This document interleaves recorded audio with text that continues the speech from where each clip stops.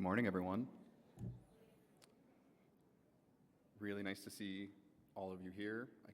Those I can see, the lights are kind of bright here, but welcome. I'm Garrett Vanderwist, Chair of the Board of Directors, and it is my pleasure to officially call to order the 11th Annual General Meeting of Libro Credit Union. This is my first year as your board chair, and I have to say it's been a real privilege looking back on what a great year 2024 was for Libro. Our strength has always come from people, owners, staff, and communities that we serve. As a financial cooperative, we know the success isn't just measured in numbers. We know it's measured in the impact that we create, the decisions we stand behind, and the way we show up for each other. Together, through shared purpose and participation, we're building a future that's values-driven, resilient, and ready for what's next. So I want to start by extending a heartfelt welcome to our owner representatives and staff. Your commitment and your energy are a huge part of what makes Libro such a strong and thriving credit union. Special welcome to our emeritus. Thank you for your leadership and service, everything you provided over the years. You've helped shape the foundation that we continue to build on, and we're truly glad to have you here with us. To our guests, our regulator, strategic partners, and neighboring credit unions, thank you for joining us. Your presence reinforces the spirit of collaboration that drives not just Libro, but the whole cooperative movement.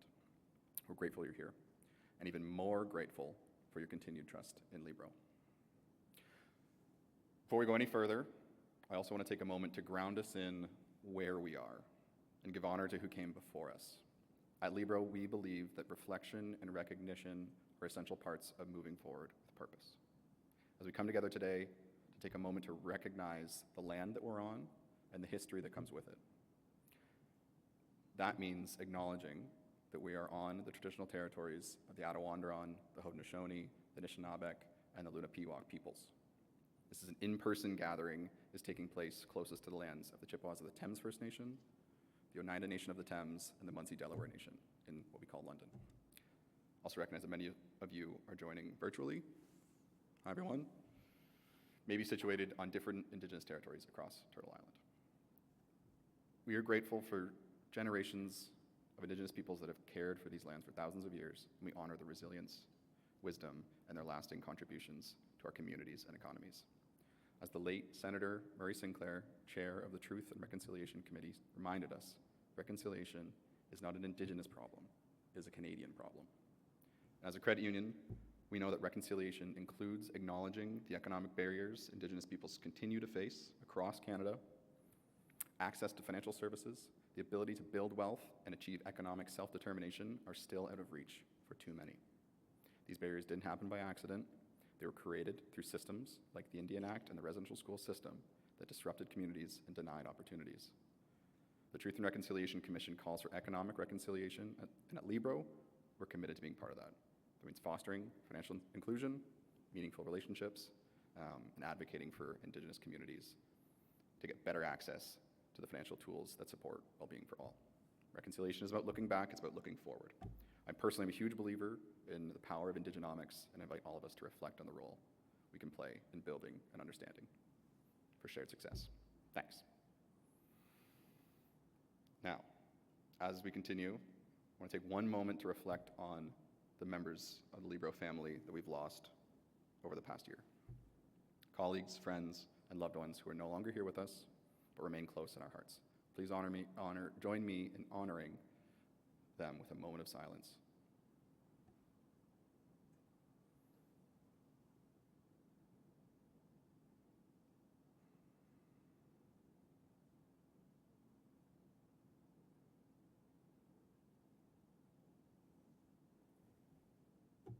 Thank you.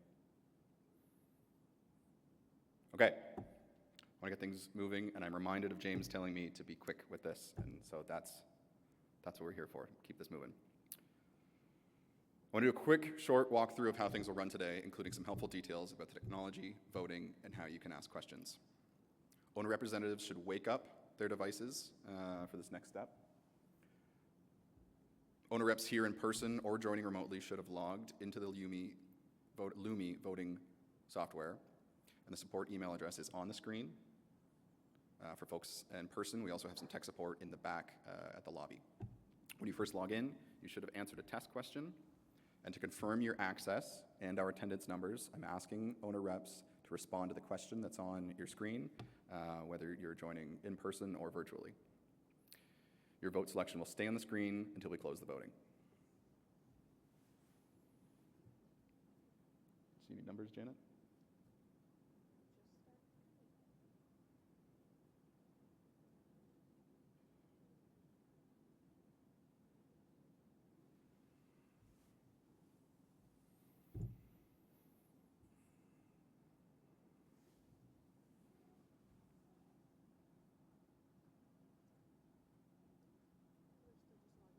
Okay.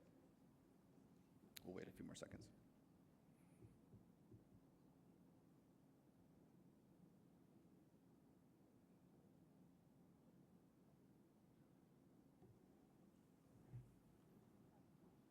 Good to go?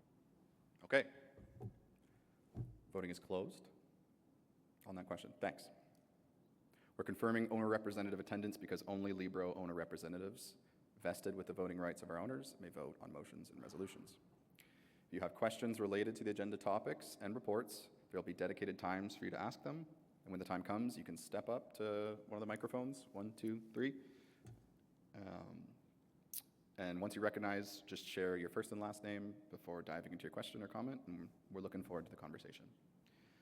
To our friends joining us online, we're glad to hear from you as well. You can participate by using the messaging pane on the left side of your screen. Just type in your question or comment and send it using the paper airplane icon. Please include your first last name so we can properly acknowledge your input. There's a short delay in the receiving time, so bear with us if there are a few awkward pauses, but it'll be worth the wait. Should there be a significant building emergency during the meeting, our exit is at the back of the room to the foyer, and once there, you'll be directed out of the building. We do not have a formal break scheduled, so I welcome you to get up as you need. There are cookies and drinks at the back of the room, and as Jackie would say, those cookies are paid for. Either way, if we eat them or we don't, so eat them. As we begin, I would also like to recognize those serving with me on the board of directors. They are Jackie Davison, our vice chair of the board, Elizabeth Baldwin, David Bilson, Jeff Brown, Alan DeViller, Jan Jemis, Chris Mendez, Jody Simpson, and Rhonda Stewart.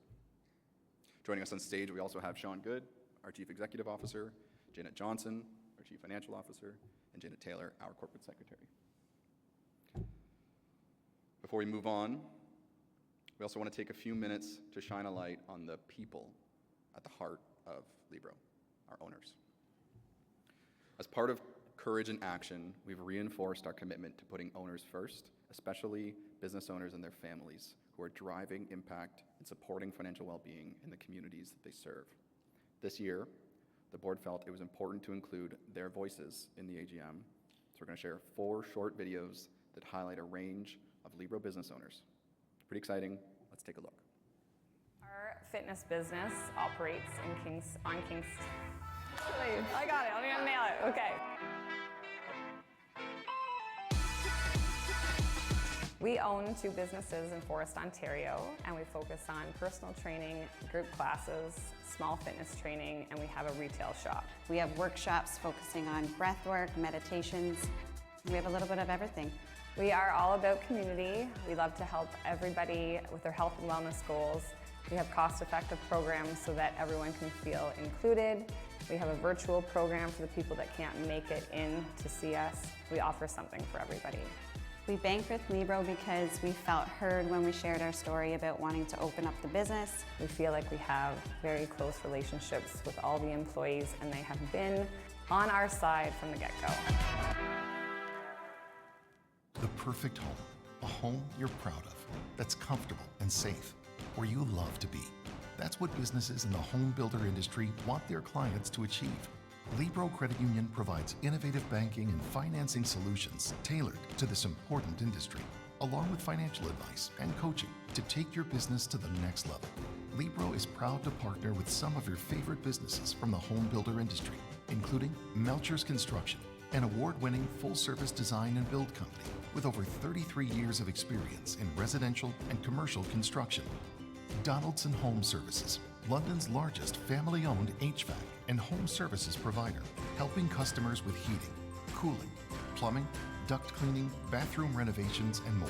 And Duncan Harwood Custom Homes, a family-owned and operated company featuring a home building process specifically tailored to each customer to create the home of their dreams.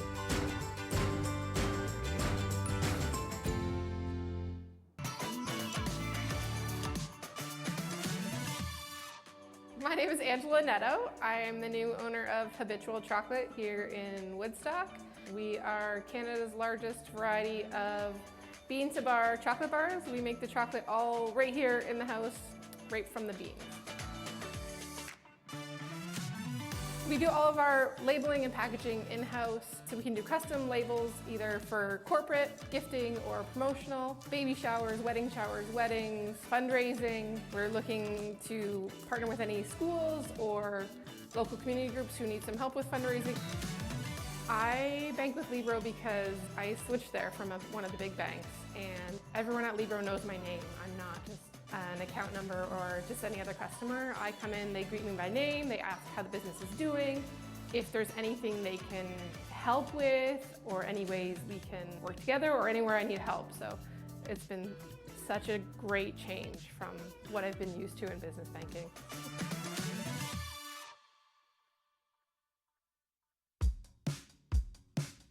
Hi, my name is Peter May. I'm one of the owners of Maitland Valley Grotto, an indoor bouldering gym here in Goderich, Ontario. So bouldering is a style of rock climbing that does not involve ropes or harnesses. This is the most popular style of climbing in the world at this point. We have climbs for all different experience levels, anywhere from a beginner who's never touched a rock climbing wall to people who have been climbing for decades. We actually opened February 2020, 1 month before COVID hit. We survived thanks to the community here. This community is amazing. We would not be anywhere or anything without them. Working with Libro was absolutely amazing, working with the coaches, getting talked through the entire process of getting a business loan, how it was going to operate, and really using their guidance to ensure that we would succeed. What we heard from Libro was, how can we help you make this happen? But Libro listened to us, loved the idea, and even is encouraging, obviously, expansion as we've done that in the 4.5 years that we've been open so far, with a lot of plans to actually keep expanding.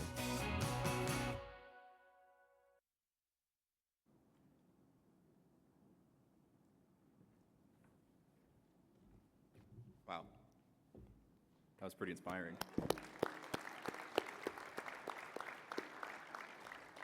I don't know if anybody knows the number to Maitland chocolate, but I would take one of those mochas right now. So yeah, I really appreciate those videos as a reminder to us that financial well-being isn't just a goal, it's lived every day in our communities, and those stories really bring that purpose to life. Next, I will turn it over to Janet Taylor for the registration report.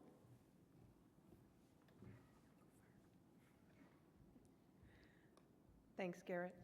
As of 10 o'clock this morning, we had 76 of our 91 owner representatives registered to take part in today's meeting, and we're also joined by 97 owners and guests.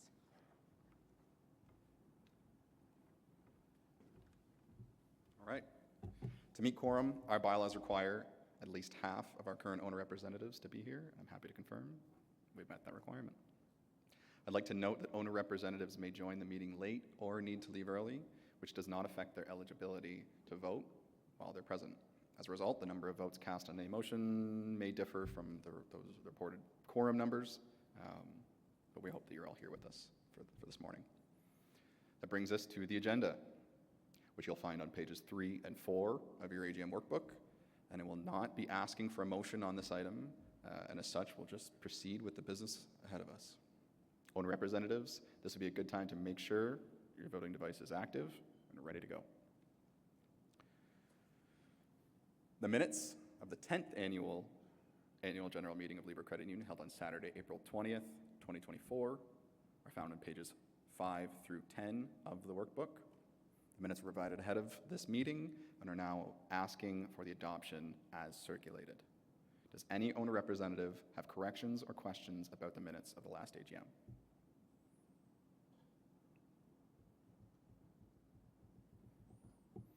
Okay.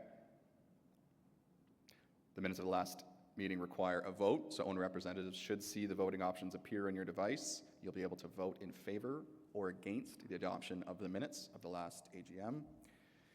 Your vote selection will stay on screen until we close voting.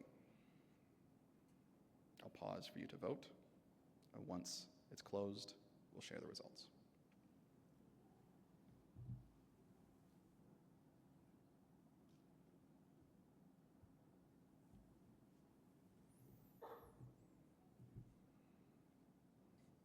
Assuming everybody's voting is working, I know that there's been, so everybody here, nobody's in the tech booth over there, so that's a good sign. Good? Okay, voting is now closed.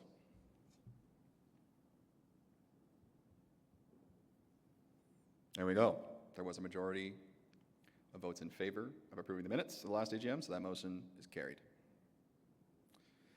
We now come to director elections. Janet Taylor has been appointed by the board to serve as the elections chair. Turn it back to you.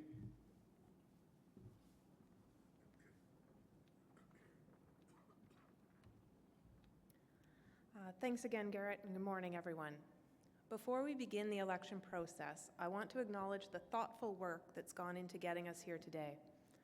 The Director Recruitment Subcommittee has focused on creating a process that's fair, transparent, and thorough, one designed to help us find the right leaders to guide Libro into the future. Libro is a growing and complex organization, and strong governance is critical to our success. The board plays a key role in providing oversight, strategic direction, and ensuring Libro continues to serve owners and communities with integrity and vision. That's why it's so important that we recruit directors who bring a strong mix of skills, experience, and commitment to Libro's purpose.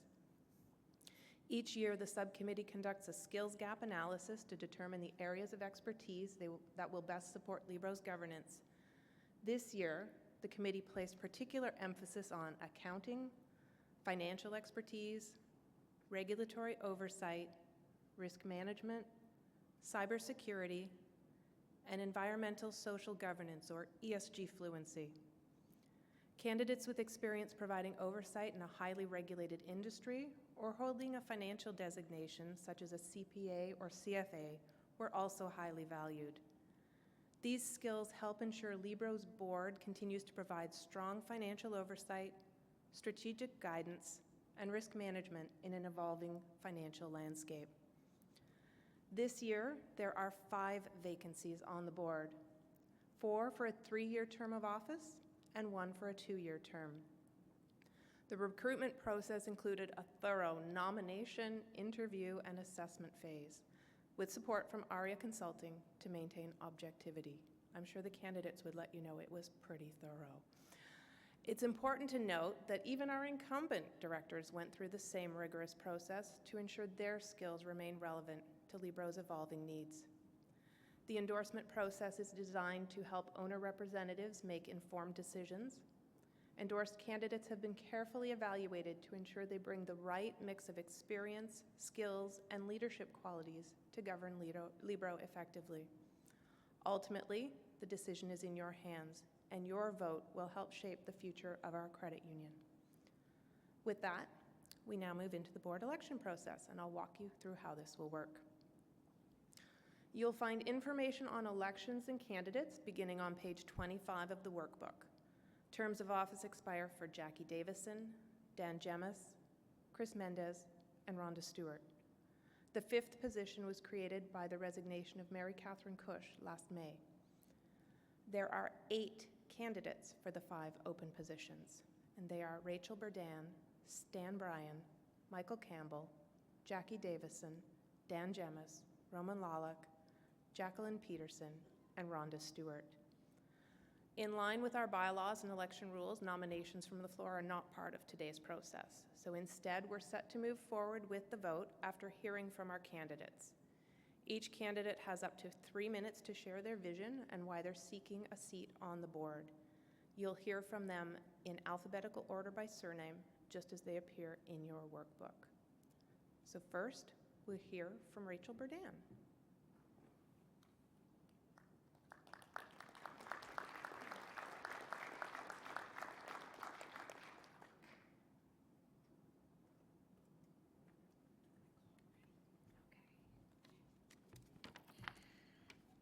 Good morning, everyone. I am Rachel Berdan. I am standing for election today because I bring a unique perspective to the board, one that I've earned over 20 years working across sectors with experience that spans governance and policy, digital literacy, ESG principles, and sustainability. The common thread across my professional and volunteer experience has been change. In this moment, we're looking at changes in governance, the regulatory environment, the global economy, the communities we're in, the transition of wealth, and the changing climate. Identifying where Libro finds its place in all of that while keeping the interests of owners at the forefront is what is critical, and it's what I'm good at. Almost everyone I've worked with would say that I've challenged them to think differently by breaking down assumptions, surfacing diverse perspectives, thinking about different risks than they maybe had considered themselves, and inviting them to imagine different realities both in the moment and in the future. They might also say I'm a bit stubborn, but not so much about my own ideas, about getting to better outcomes. I'm steadfast in my view that governance is ideally a collaborative and transparent and democratic process, and that those who hold fiduciary duty do so with deep ethical integrity. Those are just a few reasons why I'm who you want at the table today and tomorrow when those moments feel unclear and uncertain. There are a couple of questions I was asked at the owner rep meet and greet, and I'd like to share my thinking with all of you. The first is, how important is B Corp certification? And I won't get into my opinions on that in terms of good, bad, or otherwise, but what I will say is that B Corp certification and the process of earning it is rooted in transparency and accountability and provides a global framework for measuring ESG. The other is, what do I see in terms of the role of technology in Libro's growth? And I am, I guess still young, some folks would say. I do believe in the power of technology, and I don't believe in change for the sake of change or new for the sake of new. So I believe in the right tool for the right job, finding ease, accessibility, ensuring that folks get access to the financial services that they're looking for in the moment that they're looking for them. So for those of us who do prefer to have things in our own hands, finding the right tool for that job, while also ensuring that for those of us, I'm both, who also appreciate in-person services, technology is supporting making that work better as well. There is a time and place, for example, for things like artificial intelligence, which is really great at pattern recognition, particularly great at fraud detection, which is good for all of us, and it's no replacement for human beings. Which brings me to connection. I grew up in a small town, and I still bring those values to how I think about business, community, the importance of remaining connected to one another, and my relationship with the planet. Because if she is unwell, if it's uninhabitable, our returns don't really matter as much as they could. And I believe very strongly that if we're not taking care of the planet and we're not taking care of each other, we're not taking care of the businesses and people that make up the communities that are connected with Libro. That's enough about me. I hope I can count on your vote for today. Thank you.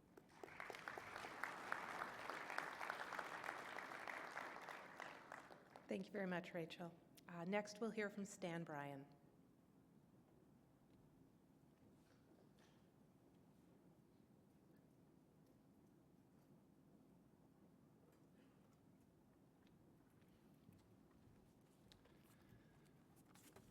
Thank you, Janet.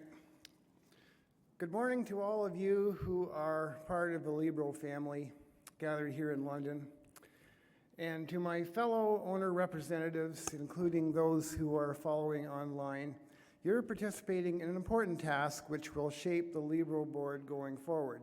I trust that all of you, I know maybe some of you haven't, but all of you have read my biography, so I'm going to suggest that as a farmer, I'm outstanding in my field.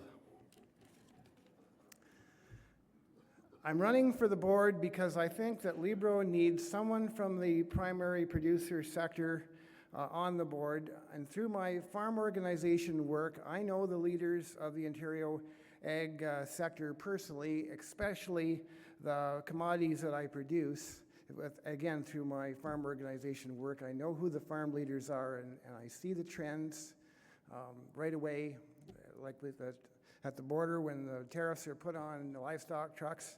We see that impact right away and realize how serious some of these things are. We're heading into some pretty difficult times. So I want to be a voice for agriculture producers and small business owners, similar to the ones we had on screen a few minutes ago, who trust Libro for their financial needs. There's two other things that I'm passionate about. One is financial literacy for young people, and another one is cyber safety and fraud prevention for all owners. I think those are two very important concepts, and we do partner with other groups in the community on those two issues, and we need to continue and probably increase some of that activity. I'm going to tell you a little story. In my community of Ridgetown, which is 1 hour west of here, we have two brothers who are in the drainage and excavating business. And they used to say that ditch digging, because that's what they did for a living, ditch digging is the only profession that you start at the top. So in my Libro journey, I did not start at the top. I'm vice chair of Lambton Kent Middlesex West Council, and maybe our group could stand up and be identified. We were almost good enough to be recognized last year. Not quite, but us and Waterloo were recognized for being a pretty neat group, and I think we did our jobs pretty well, along with our support we get from staff. So in the last few years, I've been learning all I can about Libro Community Credit Union, including our corporate culture, which I believe is somewhat unique to us, at least so far.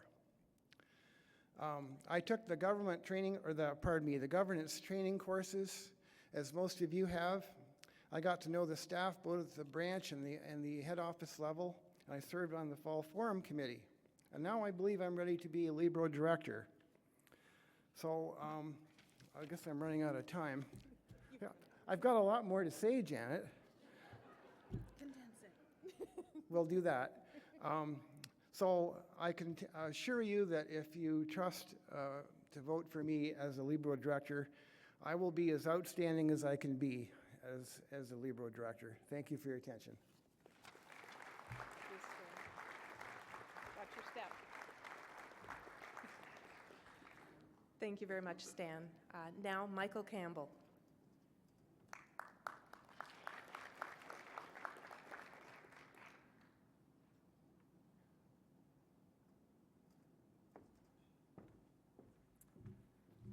Good morning, everyone. I'm Michael Campbell, and I'm truly honored to be here as a candidate for the Board of Directors of Libro. I've spent over 30 years in the financial services industry, but what's always mattered most to me is the people behind the numbers, the families, the local businesses, and the communities who rely on their financial institution, not just to store their money, but to guide some of the most important decisions in their lives. And that's why I believe so deeply in Libro. Throughout my career, whether leading customer experience, building digital tools, or overseeing one of Canada's largest mutual fund dealers, I've seen what happens when advice and trust come together. And I believe that's the secret to Libro's long-term success. Financial products may look the same on paper, but it's the people behind the counter and the conversations they have every day with owners that make the real difference. Advice is more than information. It's guidance in uncertain moments. It's reassurance. It's helping someone take control of their future. And that's what true financial wellness is and where it begins. Because we all know that money stress is life stress. When people feel financially stable, they sleep better at night, think clearer, and live healthier. And that's something Libro already does well, and we need to grow and protect it. That brings me to risk. Coming from an insurance background, I've spent my whole career thinking about what could go wrong. And I believe one of the most important things a board can do is to safeguard the financial stability of the institution. So Libro stays strong no matter what the market or the orange man down south throws our way. Because yes, Libro is purpose-driven, but to live that purpose out, it must be rock solid.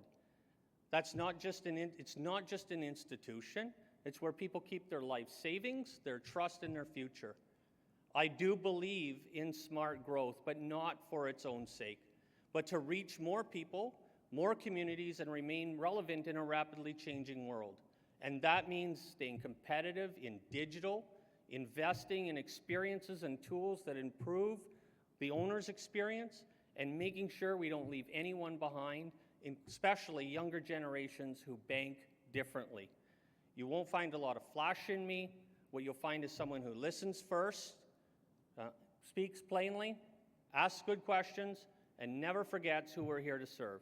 It would be a privilege to represent you and the owners in all of the communities on Libro's board. Thank you very much for what you do and your role in this today, and thank you for considering my candidacy. I'd be honored to have your support. Thank you.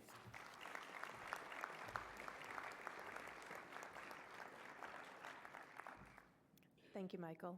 Next is Jackie Davison.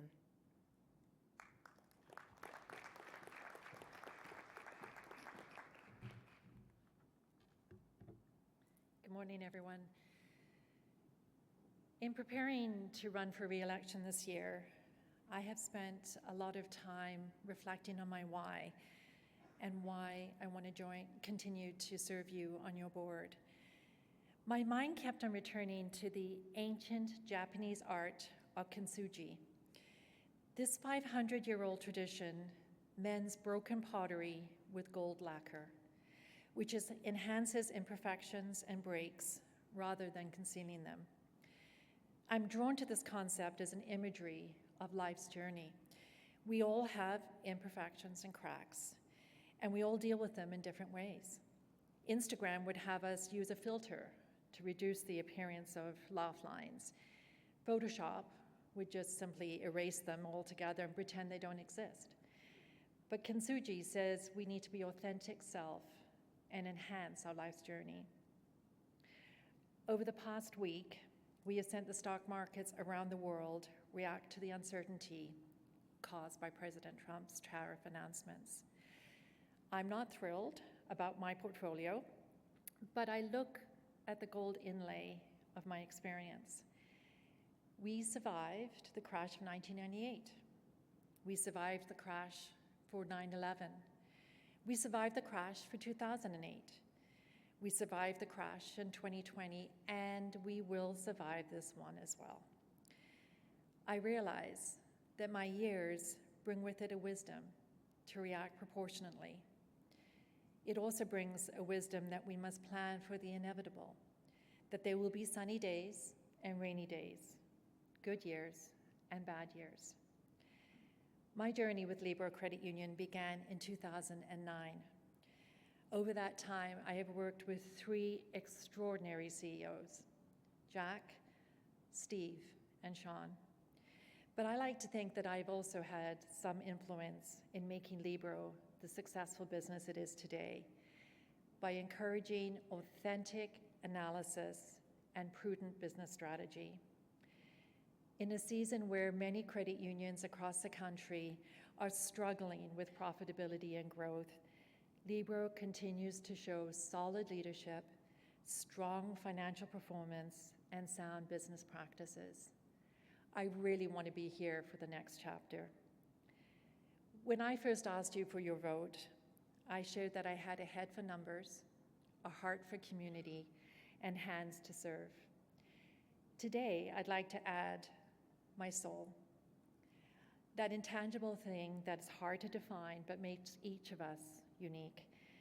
I believe my soul has gotten wiser, especially after the last 5 years. I used to think that I was smart because I knew that a tomato was a fruit. Now, I think I'm wise because you don't put tomatoes in fruit salad. Thank you for your support, and I look forward to continuing to serve you.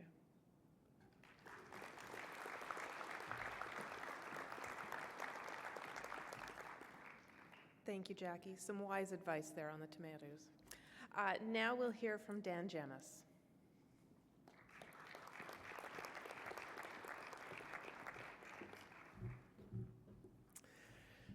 Good morning, owner reps, Libro family, fellow board members. I'm Dan Gemmis, and I want to start today by thanking you for the trust you've placed in me over the last term, and to the Director Recruitment Subcommittee for their endorsement once again this year. Over the past year, I've devoted myself to Libro's governance, serving on the Audit and Finance Committee and completing over a dozen specialized courses to stay ahead of regulatory demands.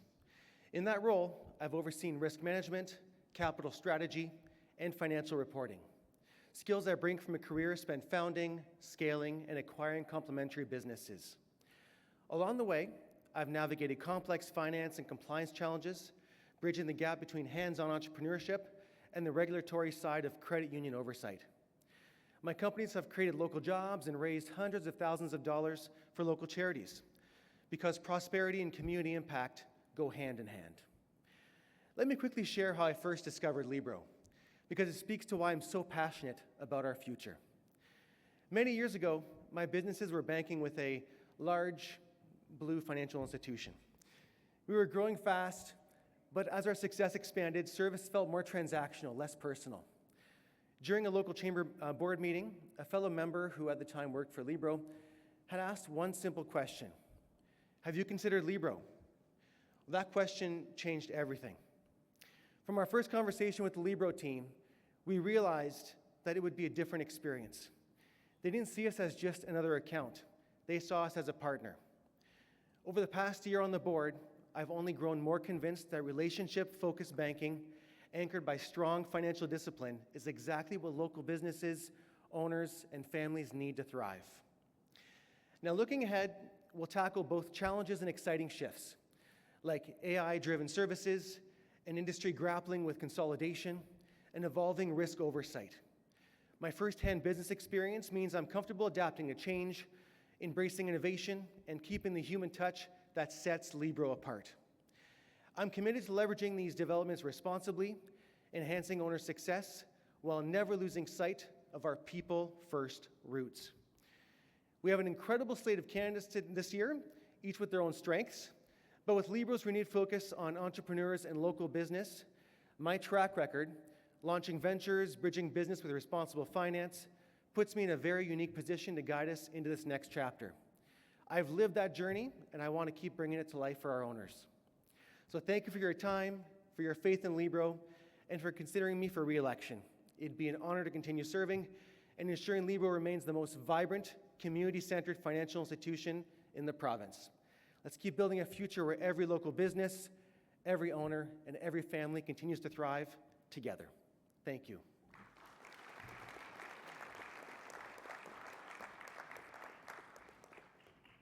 Thank you, Dan. Next is Roman Lawlick.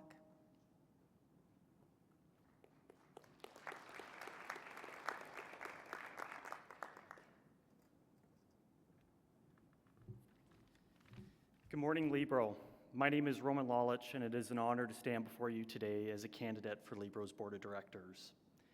My passion for governance, financial stewardship, and community development aligns deeply with Libro's purpose: strengthening financial well-being for a better tomorrow. With over a decade of governance leadership across multiple sectors, I bring experience that can support Libro's strategic vision.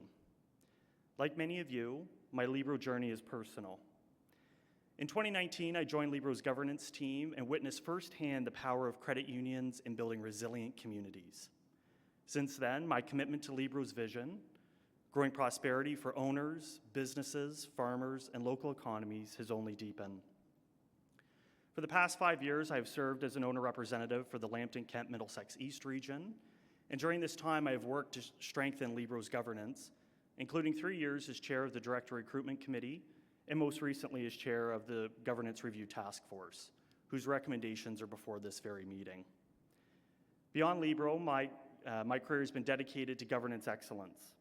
As Director of Governance and Assistant Corporate Secretary for Purelator Inc., I oversee corporate governance for a multinational organization, ensuring strategic leadership, regulatory compliance, and sound risk management. Previously at the Cooperators Group Limited, I led the creation of an enterprise-wide subsidiary governance framework, strengthening oversight for 72 entities, which equipped me with the skills to navigate the complexities of governance within a highly regulated financial services organization. Additionally, I serve as a faculty member at the Governance Professionals of Canada, lecturing on governance best practice. My board leadership extends to healthcare, where I have served as chairperson and second vice chairperson at the Strathroy Middlesex General Hospital Foundation and Middlesex Hospital Alliance, roles that have honed my ability to provide strategic oversight in regulated environments. With a deep expertise in financial oversight, risk management, and ESG leadership, alongside a Master's of Business Administration, a Master's of Laws, and Certified Governance and Management designations, I am well positioned to support Libro's continued success. Libro is at a pivotal moment.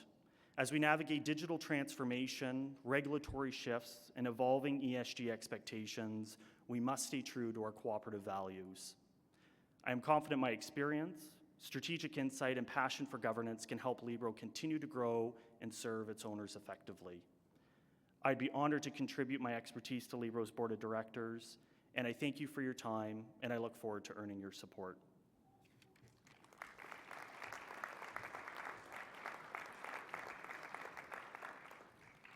Thank you, Roman.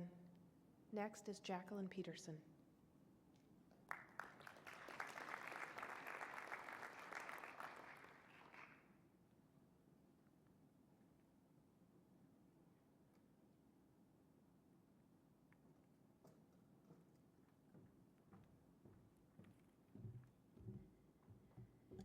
Good morning, everyone. It's an honor to be here today as a candidate for the Libro Board of Directors. I appreciate the opportunity to share why I am eager to contribute and why my experience makes me a strong candidate for this role. With over 25 years in the financial sector, I bring extensive expertise in governance, risk management, and financial oversight. Critical skills, I think, for guiding Libro's future. At PwC, I led an audit and advisory engagements for financial institutions, including 12 years as a lead engagement partner for a large Ontario credit union. I also worked closely with management on boards for regulatory compliance and financial reporting and strategic risk management, ensuring strong financial leadership. I also provided independent oversight, quality review partner for 2 additional credit unions, reinforcing sound governance practices. Beyond my audit and advisory experience, I also bring lending experience, having worked as a commercial lender at a financial institution. I think this hands-on experience gave me insight into business lending and the crucial role financial institutions like Libro play in supporting our community growth. Since retiring from PwC, I have remained deeply engaged in board governance and financial oversight. I serve on boards like the Greater London International Airport Authority, McCormick Group, and Peterborough Utilities Group. To further enhance my governance expertise, I've completed the Chartered Director Program at the DeGroat School of Business at McMaster University, deepening my knowledge of board leadership, risk management, and strategic leadership. Libro's cooperative banking model is essential to financial resilience and our community's prosperity, and I am committed to ensuring its continued success. I bring a unique combination of expertise in credit union governance, financial oversight, and strategic risk management. And if I'm elected, I will work alongside fellow board members to support our management in enhancing Libro's financial strength, adaptability, and long-term impact for you as owners and our communities. I am ready to bring my experience and leadership and passion to Libro's board. I ask for your support, and I look forward to the opportunity to contribute. Thank you very much.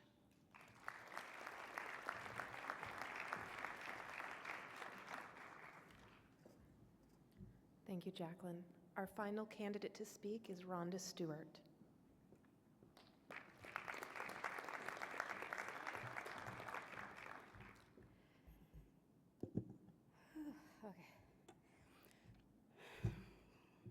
Good morning.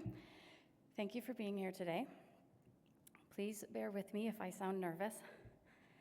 I am genuinely introverted, so standing up here to tell you my strengths and why I would like to continue in my role as a director is a little out of my comfort zone. I love Libro. I'm passionate about governance and I'm confident in my ability to serve. Based on the questions that I received at the owner rep meet and greet, here are 4 key points that I would like to share with you. 1, I've served Libro as a director for 6 years and as an owner representative for 2. I've served on every committee on this board. I'm an experienced leader with sound understanding in strategic planning, audit and finance, risk management, and providing oversight in this highly regulated environment. 2, my personal strengths. I am introverted, but I am not shy. I have an analytical mind. I enjoy diving into the financials, doing research, and solving business issues through data analysis. I'm observant and a careful listener. I'm not afraid to ask tough questions and challenge status quo. I care when you share governance concerns with me, and I can continue to be an important voice at the board table to represent you. I'm hardworking and diligent.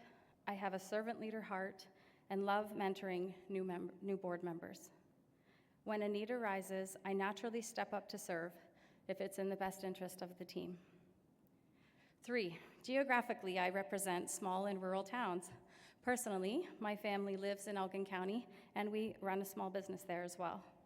Professionally, as Economic Development Director for Rural Oxford EDC, I help farm families and rural business owners make connections and find the community resources they need to grow in Oxford County.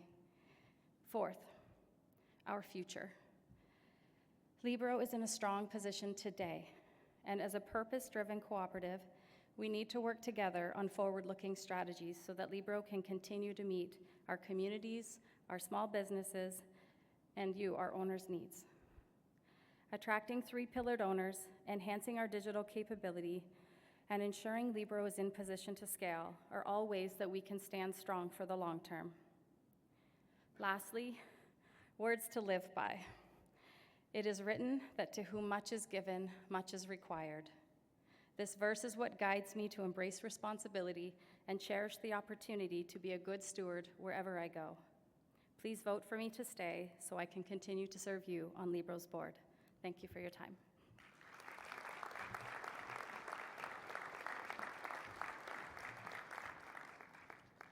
Thank you, Rhonda, and thank you again to all of our candidates. In just a moment, I'll open voting for our owner representatives, so you should wake up your voting device. Now, as outlined in the Credit Unions and Caisse Populaires Act, you can vote for up to 5 candidates, but remember, you can't cast more than 1 vote for the same person. Once voting closes, we'll take a break from the elections, and Garrett will continue with the meeting. Later in the meeting, I'll return to announce the names of those elected, based on the order of votes received, along with the total number of ballots submitted. If by chance we have a tie for the 5th position, where the tie determines whether a candidate is elected or not, we'll hold a runoff vote to decide the outcome. All right, let's move forward with the vote. Now, this vote is a little different, so after selecting up to 5 candidates, owner representatives will need to submit their vote. You'll need to hit submit.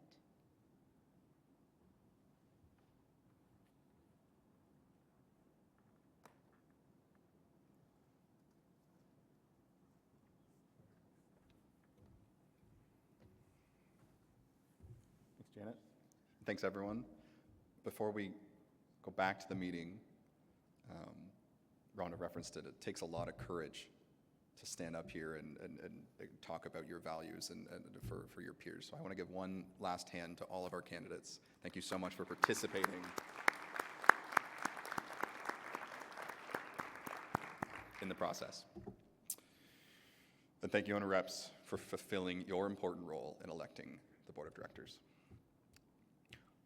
I'll pause for the owner representatives to finish the voting, and remember that to click submit so that your vote counts.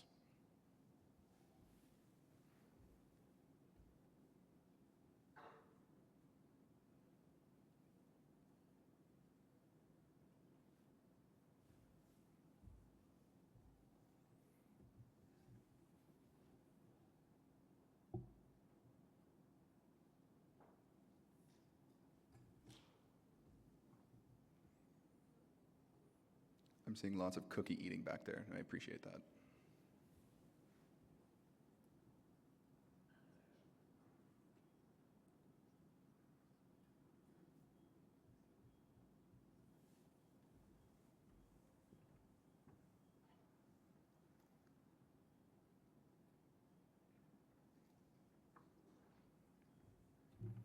Okay.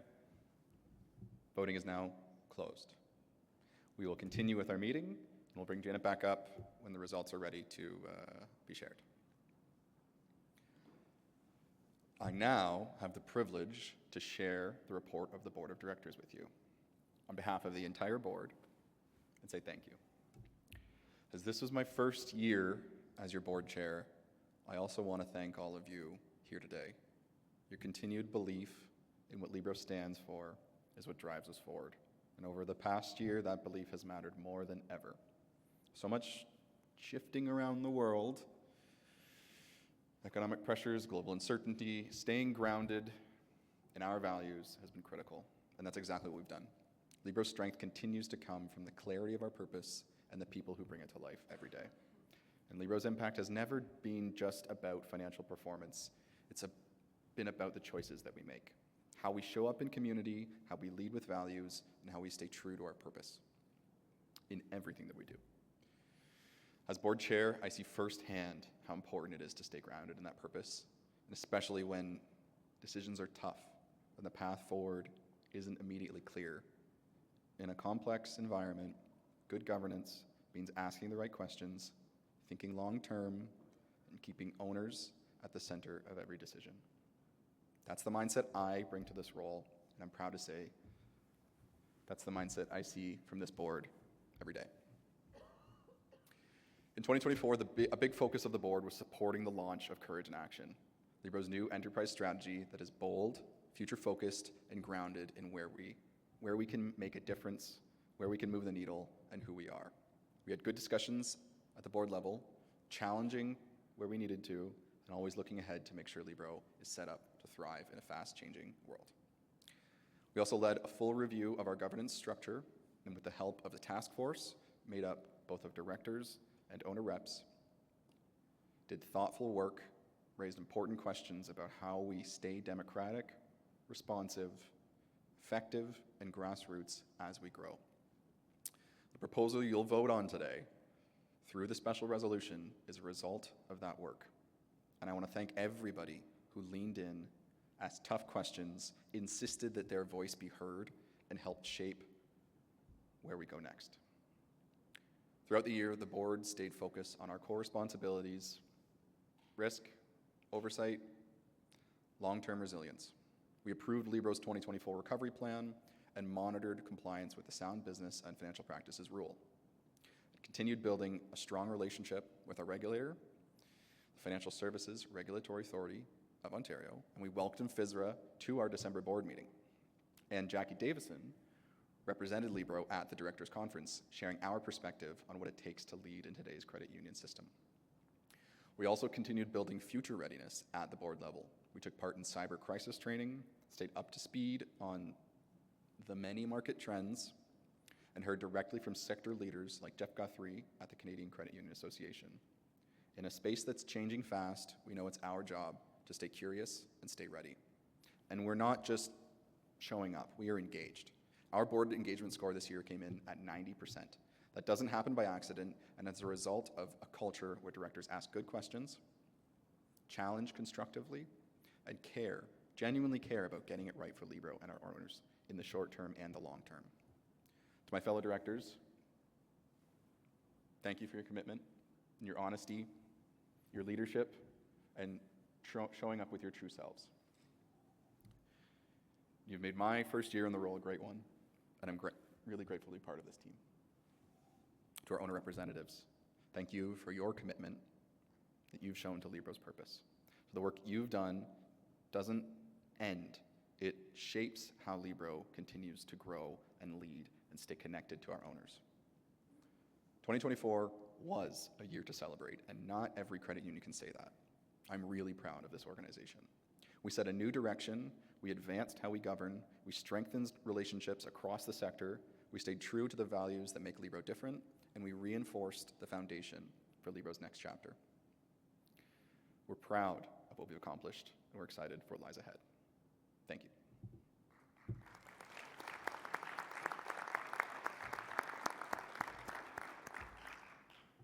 Does anyone have any questions on the report of the board as presented today and in the AGM workbook? Remember that those joining remotely can submit questions through the messaging function on your screen. And to get us started, there were a few questions from Helena Zaleski. I want to thank her for a number of questions related to the board report that I'll speak to first. The first was about how we calculate competency averages in the report, specifically why different distributions of individual ratings can lead to different overall results. And there was also a question about why committee service varies across directors, with some serving on one committee and others 2 and 3. Lastly, a correction was flagged. We missed defining ICAP in the report, and we all know that there's a lot of acronyms in this world. So here's how I'd like to respond. First, regarding the competency averages on the board report, these come from our annual director self-assessment, which is administered by a third party and aligned with FSRA guidance. Each director rates their own experience level, and those are confirmed against our records, and then the report reflects how those responses distribute across the full board. It's a picture of where our collective strengths lie. And on the question of committee service, the variation, some directors on one committee, others on 2 or 3, is based on the needs of the organization in every given year. There's lots of variation. We look at board capacity, required competencies, and workload distribution. This year, we also had a vacancy and the task force work, which impacted our assignments. Finally, a quick clarification. On ICAP, it stands for Internal Capital Adequacy Assessment Process. It's a regulatory requirement that helps ensure we have the right amount of capital in place to support our risks and long-term strategy. Any other questions? Nothing online? Okay, we will keep going through the agenda. The next item on our agenda is the special resolution that supports the proposed governance and owner engagement model. As you know, there was engaged in a significant review of the governance structure over the past year, and this work really started with a key question. Can the current model, as much as we love it, keep up with Libro's growth and complexity? And the more we looked at it, the clearer it became that it was time to evolve. Our current model has served us well over the years, but it is showing signs of stress. It's becoming more difficult to fill owner representative positions in some regions, which means some owners are left without a voice in the system that's meant to represent them. A challenge that has the potential to undermine the democratic foundation of the governance model. At the same time, we are growing. We're making more and more of an impact on the financial well-being of people and communities and local businesses. The governance structure that got us here won't necessarily take us going to where we need to go going forward. Through the governance and owner engagement model review, we held many conversations, shared proposals, gathered feedback, and heard thoughtful questions and concerns, especially about how those changes will uphold democratic values and how the new owner insight groups will compare with the regional councils that you're familiar with. At the same time, there's been a strong support for modernizing the structure, so as long as we stay rooted in the cooperative principles that define Libro. The proposed model is designed to make it more accessible for all owners, simplify our governance approach, and ensure that it's scalable and sustainable as Libro continues to grow. So here's what it includes. First, direct member voting. Moving away from a tiered representative model, and all owners aged 18 and over will be empowered to vote for the board members, participate in other key decisions, and through secure electronic and in-branch voting. Second, the introduction of owner insight groups, the evolution of our owner representative model as a successor. These will be flexible, issue-focused groups designed to engage owners on specific topics. There will be 4 groups to start. First, the Governance Engagement Insight Group, which creates a grassroots link between owners and the board, focused on governance topics, community effectiveness, and ensuring owner engagement as we transition to a new model, to manage the KPIs of true democratic vitality through a new process. Then the Director Recruitment Committee brings together owners and directors to oversee a fair and transparent nomination and election process, helping ensure strong, values-aligned governance leadership. The Agribusiness Forum connects Libro with owners in the agricultural sector to provide strategic insights shape relevant financial services, and support the long-term success of farm and agribusiness operations. It also provides us with the initial scaffolding from which to build on for other potential industry-specific groups. Finally, the virtual owner insight group offers a flexible way and an opt-in way for owners to share feedback through surveys, polls on products, services, access, and community initiatives, helping Libro stay connected and responsive to the owner needs. A true data-driven way to collect insight in a grassroots but a scalable, light touch way that can be iterated and tweaked as needed. These groups are designed to make owner involvement more accessible and impactful, ensuring that all voices are heard where they can truly influence direction. The first 4 groups are just the beginning. The model is intentionally flexible so new groups can be formed as needed to reflect owner interests and emerging priorities. To move the model forward, the board has approved changes to Libro's articles and bylaws. Today we are asking owner representatives to confirm those changes through a special resolution. You'll find the full details starting on page 57 of your AGM workbook, along with a summary to support your review. Just to be clear, the owner insight groups are not part of the special resolution and are not being voted on today. These groups are a commitment from the board and management and myself to continue that meaningful owner engagement under the new governance model. They're part of how we'll bring the model to life, but they don't require a bylaw change. On the special resolution, the most notable changes we're asking you to confirm include reallocating voter rights directly to owners, who will have 1 vote in director elections on special resolutions and at meetings of owners. The removal of references to owner representative and regional councils. The special resolution voting period sets for 15 to 20 business days, accessible online and in branch for greater flexibility. A quorum of 100 owners, whether attending in person or virtually, for annual and special general meetings.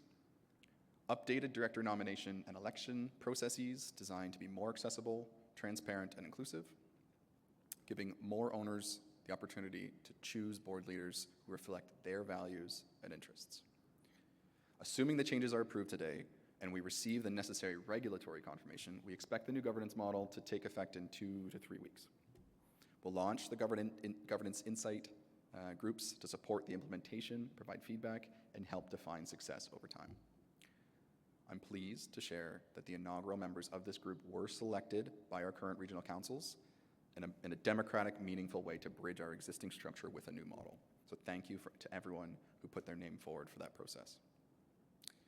Through the transition and beyond, we'll continue to communicate regularly with owners. The goal is not to implement a new structure, not just to implement something new, but to keep moving forward with your insights and experiences. This transition marks an important evolution in how we live out our cooperative principles. It honors the strength of the past while preparing us for a more agile, inclusive future. It's about making sure our governance stays grounded in owner voice and built for long-term resilience. So thank you for your engagement, for your challenging, for your questions, for your buy-in and your commitment to collaboration through the process, and your continued trust. Do owner representatives have questions about the special resolution to amend the articles of amalgamation and to restate the bylaws? Again, we did receive several thoughtful questions from owners, and especially Helena, related to the special resolution and the updated bylaws. So I'm going to take a moment to briefly paraphrase and respond, and then we can engage with more. First, there was a question about inclusivity. The current owner rep model encourages diverse representation, so how does the proposed model improve on that? Second, concerns were raised about communication, specifically that owners who don't access the website regularly might miss meeting notices. And third, it was pointed out that sections 7.4 and 14.1 of the bylaw could appear to contradict each other, and so I'll share how those questions have been answered. First, the new model is designed to be more inclusive by opening governance up to all eligible owners, not just to those in selected roles. Every owner will have the opportunity to vote and participate in key decisions, and the owner insight groups will offer different ways to stay involved on topics that matter. It's about broadening access and removing barriers while keeping meaningful connection at the core. On communication, posting notices online meets the bylaw's minimum requirement, but we know that's not enough on its own. We'll continue using multiple channels like email, in-branch signage, and more, and we'll work with the Governance Engagement Insight Group to make sure that approach is inclusive and effective. That will be one of the core indicators that that group is accountable to make sure that there is engagement and high communication through these processes. Finally, to clarify, 7.4 covers owner meetings like this one, and section 14.1 applies to the shareholder meetings, which follow different requirements. So that's why they appear to slightly contradict each other. They're different groups. When asked why we don't allow hybrid meetings for shareholder meetings, and that's a great suggestion, but it wasn't part of the governance review model, so it hasn't been included in this round of changes. That said, it is something that the board should explore down the road, pending a legal review of what's possible under the Act. Finally, there was a question about charging for a copy of the bylaws. Like many organizations, our bylaw includes a clause that allows us, to the board, to charge a fee, but in practice, no fee has been charged, and digital copies are available to owners at no cost. It's simply there to give flexibility, especially when physical copies are required and they're this big. So, any other in-person questions to have a dialogue on? Sure.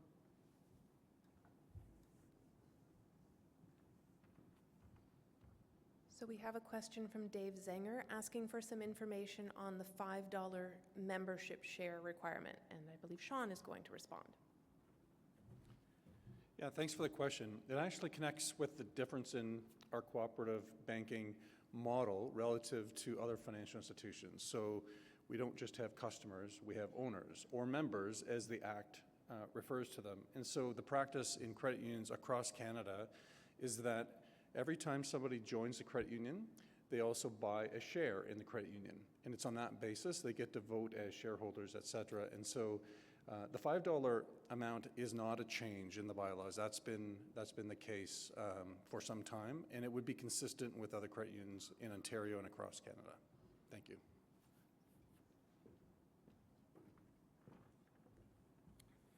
Thanks, Sean, and thanks, David. There was another question online as well on if it was adequate of just posting the notices. And for me, again, that's one of the core things that the new Engagement Insight Group will manage.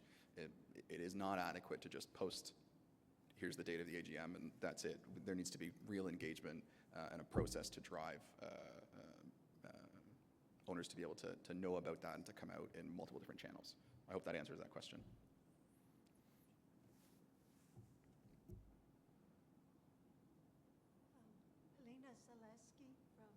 Huron-Perth North, and I think my concern is we have a new model which will be administratively simpler and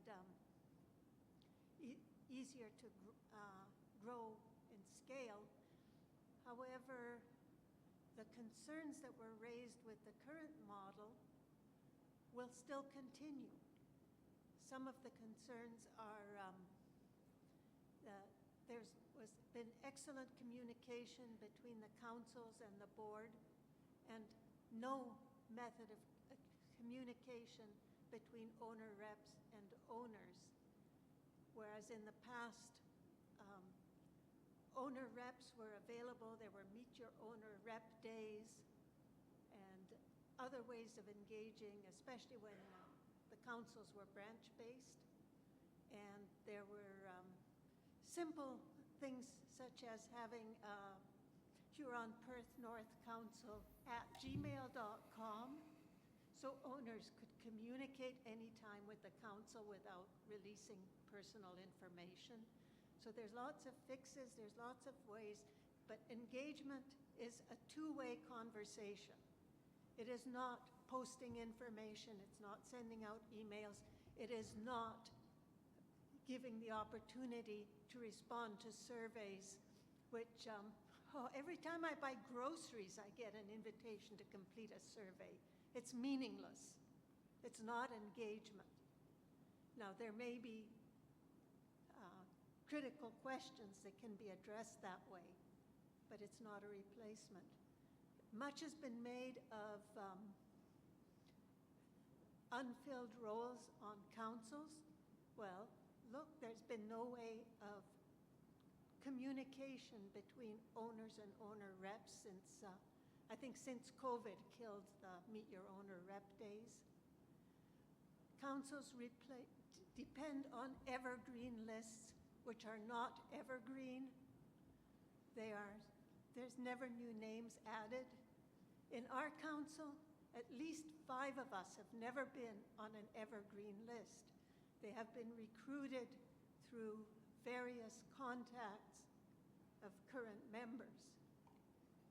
And so, yes, if councils are depending on evergreen lists, that method fails.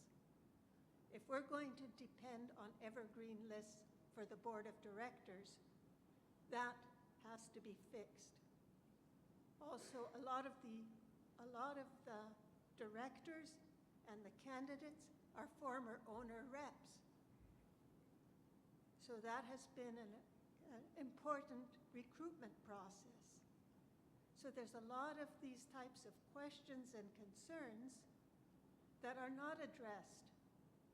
The underlying communication and engagement problems are not addressed in the current model. And as for being more modern, direct voting has been around for generations.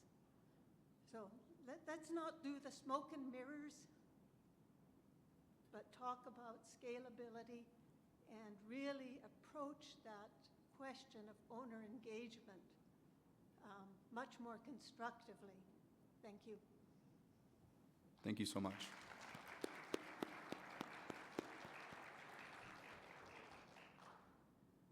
I'm not sure if I'm allowed to speak at this portion of the meeting, but I'm Wendy Lenders. I'm an owner. I'm not a representative or a council member or just a straight owner.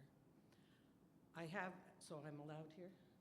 Sure. At the moment? Are you on this agenda? Because there will be other sections to speak, but please do. No, it's for this section. Sure, please do.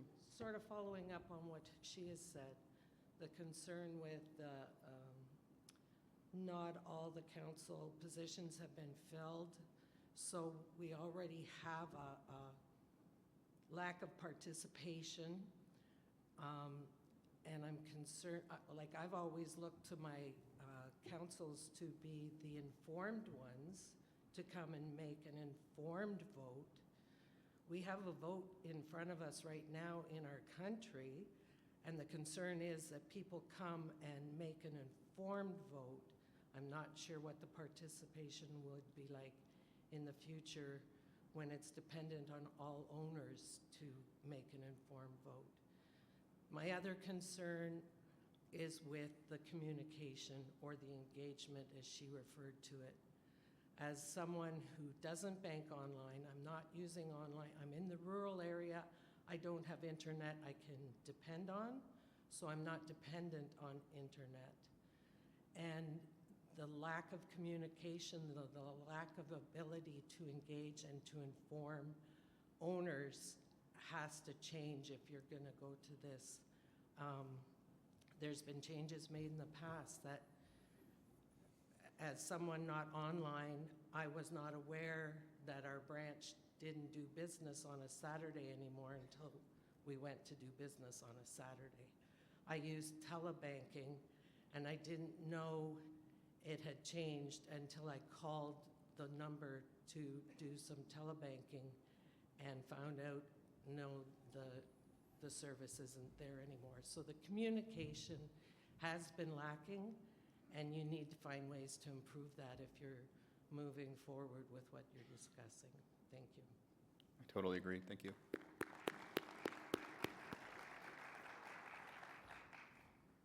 Hi, I'll be quick.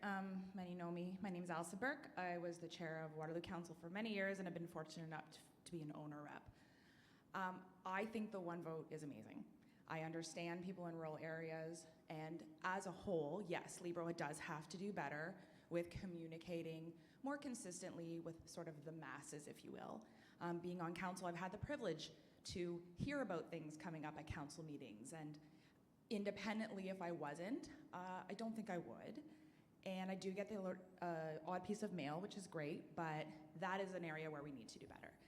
That aside, I think everybody having a vote, isn't that what democracy is and what we've all wanted? I just think that to me is, why can we not then educate an 18-year-old on how to properly vote, where they're having their voice heard? And wouldn't it be amazing to have a 25-year-old with, conditions on being able to run as a director because they've now gotten more experience and have a different voice in the room? I think that is what this is all about and what we've wanted. We want people from the agricultural sector to have more of a say. That's what Libro was built upon. So engagement, yes, okay. An email can start the thread, a mailing, a letter can also start the thread in a different capacity, but I think communication needs to happen. I do go into my branch. I also recently learned they didn't open as late on a Saturday as I would like. I was annoyed, expressed it, so I think doors can be opened with this new model, and there will be kinks. We went from the branch councils to the regional councils. There were kinks. We worked it out to a point, which is why we're now reviewing again. So the whole what's in it for me part of it from the council member's perspective, I urge us all to really consider that, because this is going to be better overall, I think, for the masses. Thank you. Thank you. Thanks for engaging. Elizabeth Grieve, Lambton, Kent, Middlesex East. I've been on the board I'm owner representative for over 15 years, and I have seen a lot of change from branch to regional, et cetera, et cetera. Just recently, and I've seen where we haven't met quorum, where we're calling people in their tractors saying, hey, can you join this meeting? We need quorum to continue. So I have seen the change in the ORs and the difficulty in getting that information, getting people to come in and do that. I also just recently went into the meeting where ORs could meet the candidates and speak with them. 91 ORs, you say? 6 showed up. There were more candidates than there were ORs. Kind of broke my heart, but it also showed me maybe we do need this change. And it is emotional and it is strong. It's been a big part of my life. Libro is my life. I am Libro. I will always be Libro. But I do feel it's important that number one is communication, but we had ORs and people didn't know that it was closed on Saturday, so whose role is that to do that? Right, exactly. But I think it is a time for change, and as my uncle used to say, thanks to Jack, you reminded me, for every time there is a season. And I think our season is for change, and we have a stellar group sitting up there who do great work, and there are committees if we are passionate about this, that we can remain involved and do that. Stay involved, find those ways that we can connect. A lot of times people say, well, you're singing to the choir, but sometimes, that's our job. We have to go out there and sing. The choir may be here, but that is our role, to get out there and sing, to bring in all those who aren't here today. So we all have a role to play in this, and this way I think it's really important. I think it's a major, major decision. Pretty sure where I sit on it. I'm sure you can understand from where I'm coming from, but yeah, thank you so much for everything, and everything we've done to this point cannot be negated, and I know it isn't. I know it's valued, I know we're well represented, and I know we're appreciated for all the things that we have done in the past. I've always felt that, and I want to thank you for that.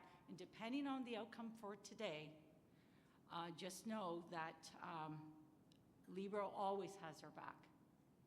Whether it's in an email or when you go in, I know you guys are always there for us, and I thank you for that.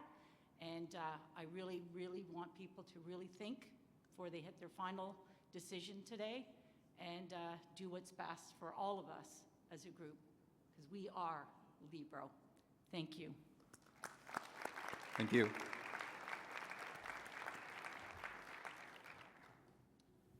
Good morning. My name is Patrick Eveland. I have been an owner of in Libro since 1983. 33 years, I think. I was an owner rep and a branch council chair for most of that time. So you see where I'm coming from. When I first read the booklet about a month ago for this meeting, I was not really that surprised to see the change from the regional council to the one owner, one vote decision, which has been made. That so engagement is my concern. I have had little communication direct with the credit union other than my online association and once in a while dropping into the branch. I have had some trouble finding out what is going on, has been going on with the council and with the credit union, and I'd like to know more. So my question is, I thought I heard you say that the new what are they called? The new Owner insight groups? Owner insight groups have been already established, or at least the memberships have been established. Is that what you said?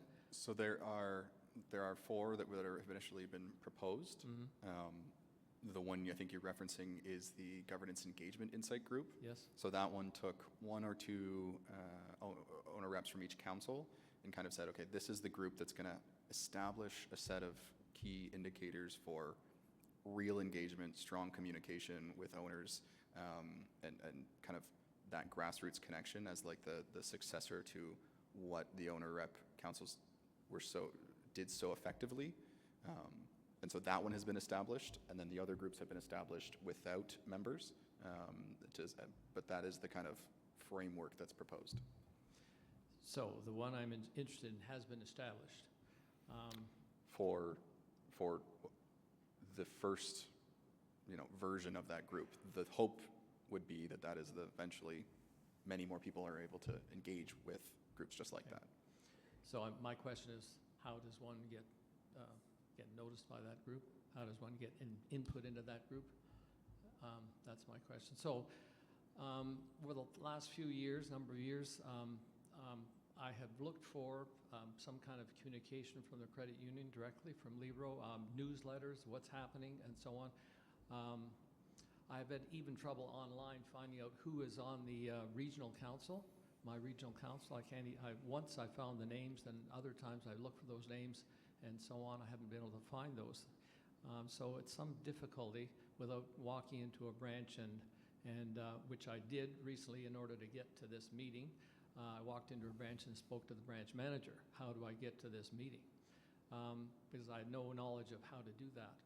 So engagement, and maybe some of it's my fault that I haven't taken enough action to be engaged and enough activity, but I haven't felt that there's much of anything coming from Libro itself. Thank you. Thank you for your question and participation. The question on engagement, I think one of the things to think about is that as a change is proposed, it is going to be an iterative process, and it is those insight groups to start with the board and staff that are building those things out to improve engagement, to improve communication, and the things that you kind of mentioned. Chris. Thanks, Garrett. Christopher Pape, owner rep and vice chair of Huron-Perth South owner rep council. We live in busy and demanding times, and to our earlier director candidate who said he was outstanding in his field, you can lead a horse to water, but you can't make it drink. I wanted to compliment the Governance Review Task Force members and the support they had from the board for democracy at Libro. And I ask everyone here, what is democracy? And what is democracy in a credit union? How should it be resourced? Who should be participating? What works? What doesn't work? What's in it for the owners to be involved and engaged democratically? These questions, I think, are being asked first by the Governance Review Task Force, and now by regional councils and their owner rep members, and soon by all of the members who will be engaged with direct democracy. So I would just simply want to end by saying compliments to the board and to the Governance Review Task Force and the staff and members and owners of Libro for continuing this discourse and embracing what could be the best democratic process for credit unions in Canada and their owners. Thank you. Thank you.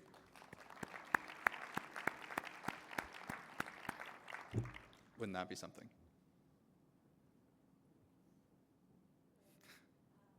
Is this on? Yep.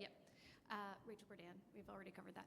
I had two observations and I think questions. So what I'm picking up from a lot of the comments today and concerns, I think that, and it sounds like they're valid ones rooted in people's experiences, is an opportunity also to clarify governance versus what's operational and where where those pieces connect and where there might be some opportunities. So curious about whether that's a reasonable observation and that's something that is to be worked out in this new model, and if you can speak to that. And then my second is, I think what I'm also picking up from what you've presented so far is we're not voting specifically on those, on those insight groups and those structures. And the next step of that is that this model allows for some flexibility to actually respond to the will of owners and the needs of owners in a meaningful way. So I wonder if you can, confirm that I'm reading that right, and then also speak to those two. Sure. I think that is a good read.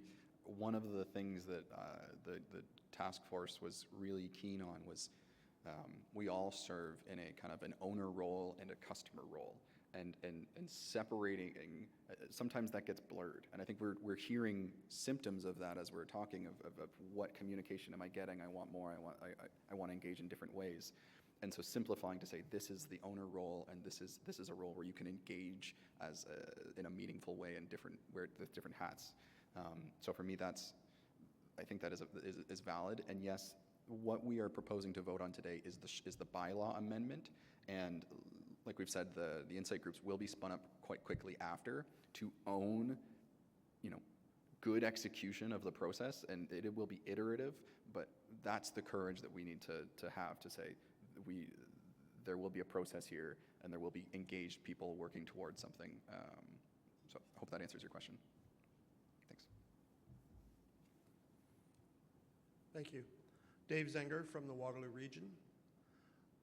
The success of the initiative that's being proposed today that we're voting on is going to be determined in hindsight, unfortunately. Without a more complete or expansive, complete's the wrong word, expansive push to open the insight groups to provide bidirectional feedback from owners to the board, and albeit a start, until that expansion becomes proven and in place, we're taking it on faith that it's going to be in place, that we're going to at least replace some kind of communication system from the bottom to the top. And so we have to decide whether we can place our faith that that's going to occur. So I think that's the option. And though I've asked several questions today, I'm quite pleased that Waterloo Region chose me as their representative to the Governance Insight Group. So you haven't heard the last of me. I didn't expect I would. Happy to engage. And if you didn't know that, Janet can fill you in. Looking forward to it. So I look forward to, and I just realized as I was sitting there that part of what I think the governance group is going to be asked to do is to help push those insight groups out, to define them, to set them up, to set up the framework, to get the board to approve them so that we can staff them and push them out. So maybe if we can get a few more done this year and a few more next year, we'll build a more complete communication system that solves some of the problems we've had for the last decade or so and the ones that we're afraid of and afraid of losing the little that we have now. So we look forward to the future. Thank you. Thank you.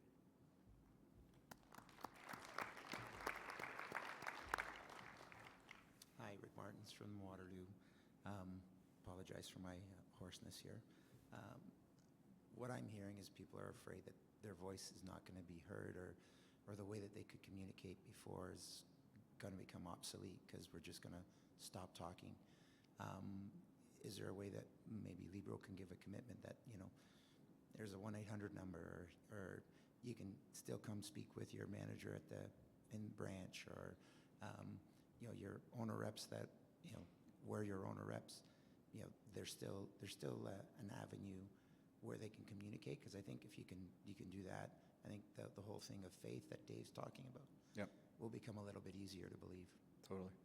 Thanks for that. And that's my commitment. And I think that's, for me, the board engages with these insight groups. And I think that's a great thing for the owner engagement insight group, to governance engagement group, to really, as part of their work plan, to say, we need to nail this. We need to enable people to engage. We need to give owner reps a voice. That's not going to be lost sight of. Is this on? Yes. Hello, my name is Johnny Fancher. I'm a owner member of the London downtown branch. I have been for 23 years. When I moved home to London 23 years ago, or 24 years, pardon me, I had been a Van City member. I'm still a Van City member, and I vote every year.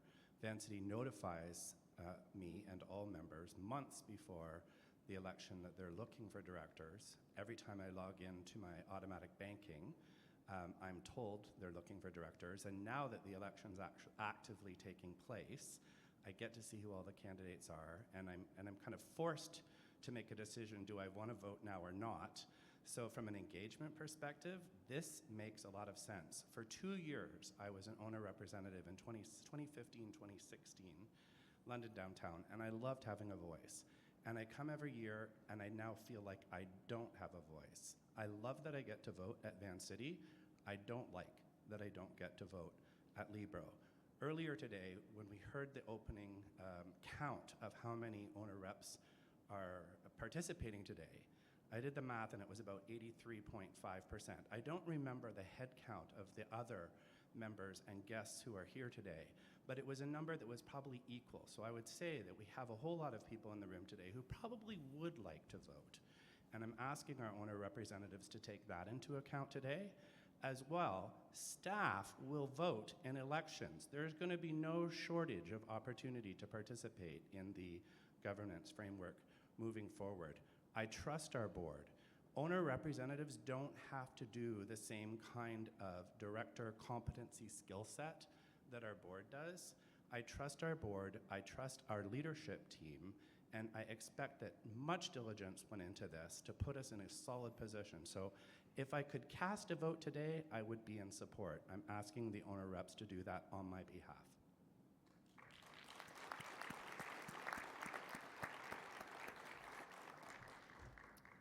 Hello, my name's Yvonne Marrett. I'm from Leo South. First of all, I'd just like to say that I arrived in Canada with 2 suitcases, my ex-husband and myself, and nothing else, and we have been extremely fortunate to get where we are right now. And half of that, I believe, has been with Libro supporting me. I have always dealt with huge banking systems, and when my very first time we took out our loan, did my amortization table, and I was extremely surprised to see that my loan came out on the 25th of the month. And guess what? Christmas Day, it actually came out. Whereas where I've been dealing with RBC, if I took money off the money market fund on a Thursday afternoon, it would take 2 business days to get into my account. And guess what? I never got the interest for 4 days. That was RBC's money. I've always believed in the integrity and the value of credit unions and how I have been dealt with Libro. I asked a question why our interest was based on 365 days instead of 366 days last year. I got a page-long, very complicated analysis of how it was done, and the question came back, the result of me reading this was, Yes, we do it on 365 days, meaning that if you're paying on your loan just on even $100,000, you're paying $2 extra a month, so $24 in a year. So all our loan, that was extra income that came into Libro's funds, okay? Now the result of this analysis was the fact that we do it on 365 days, but guess what? We're better than the states who do it on 360 days, every day of the year. To me, that's not the integrity and the values that I joined a credit union for and had always been treated with. Now it was a case of, oh, this is the easiest way to do it. We've ticked these boxes, blah, blah, blah, blah. Here it is. So now my question is, as an owner rep, I take very seriously that I have 1,000 people's votes that I'm responsible for. I do my due diligence. I go to the meetings. I'm fully prepared. I've noticed over the course of the year, well, I've been on council for 3 years. This will be my 3rd year.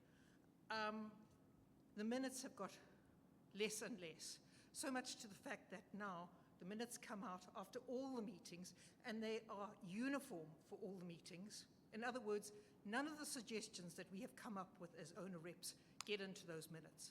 So anyone reading them, I presume the directors, nobody would even know what was suggested by the owner reps. So this goes to the communication breakdown. You aren't using the owner reps as they are supposed to be used. Our council is very fortunate that I would say we've got 3 under 30s. You know, I've got grey hair, but I'm not that old. So we are a middling council. Those suggestions from that young group go nowhere. So Libro is saying, oh, we want to be part of the new solutions and everything else. We're going to have a youth focus. I heard a youth focus group. You've got the youth, but you don't use them. And a lot of them have been trained in governance, so they do know the difference between when we bring up suggestions, don't get involved in the weeds, stay up front. So I'm just saying, I'm thinking there's always good and bad things for every way of doing things, looking at things. But I just think that it's not only the owner reps that aren't coming to the table and aren't filling all the positions. It's also Libro has got tired of the owner reps and has kind of pushed them to the side or the things and are not using the benefits what they've got. I now say you're going to go to focus groups. Who's choosing those focus groups? You know, the owner reps have been educated very well by your governance team. They are prepared to come, and I think most of the times when I get notices for AGMs and stuff like that, whether it's big banks or investments that I've made, no, I haven't got that many investments, but they just go toss in the mail. I haven't got time to go to all those AGMs, but I really appreciate the fact that somebody has taken the time to stand, been selected for an owner's rep, and will give my vote when I'm not an owner's rep. If I'm not an owner's rep, if I'm just an ordinary member, somebody will be there advocating for me because they have chosen that responsibility. Whereas if it then becomes, oh, this is a democracy, I'm not going to come to an AGM. I shouldn't imagine a lot of people will come to an AGM. They're coming now, and it's very important, and thank goodness they are coming because we have an important decision to make. But normally, when you go to an AGM, you see the financials, you elect the directors, it's all done. People who aren't busy or too busy, they're not even going to be bothered to come. And my last point, because I'm sorry I'm taking up so much time, is if you stop being a member where the members elect the owner reps and we have the election results, if it now becomes everybody who's a member, then all the staff can join. The rest of us who are too busy with our normal lives, farming and whatever we're doing, aren't going to come. So now it's going to be the staff's point of view, and that's going to be the majority of what's happening. Because although you were elected democratically, this new governance study, that was taken from the owner reps now. In 2, 3, 4 years' time, when we need to build another one, who's going to choose those people to join? We don't have the educated councils that you have taken the time to produce. And a lot of you people standing up there and are voting to be a director have been educated through this process. So I'd like to, I'm sure they're going to have somebody after me that's going to be a yah and wave the flag, but I'd like to make sure that you take into account what the owners really do want, the ones that don't come to the meetings, but do want to be represented. Totally. Thank you. Thank you.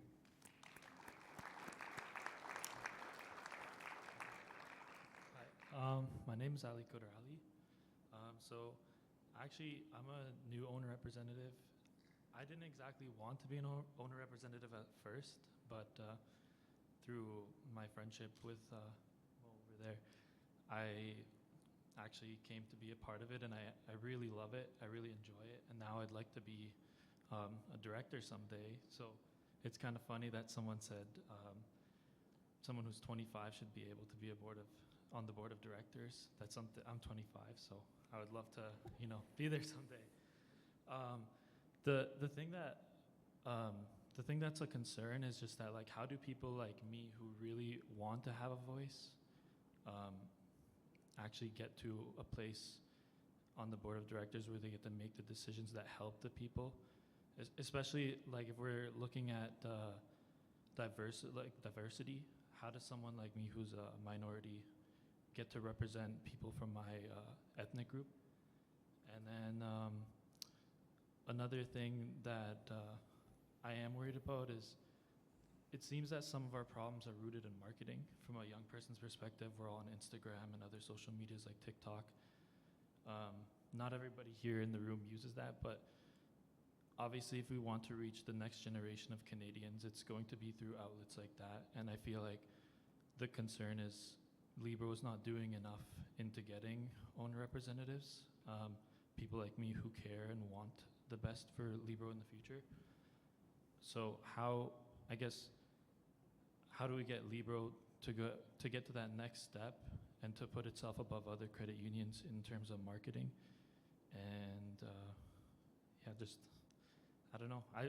I'm thankfully I've been able to keep a position on the owner insight group, so I'm pretty happy myself that I still have a voice. But I do also want the people who feel like they don't have a voice to still have a voice. So how do we keep those people happy as well? Thank you.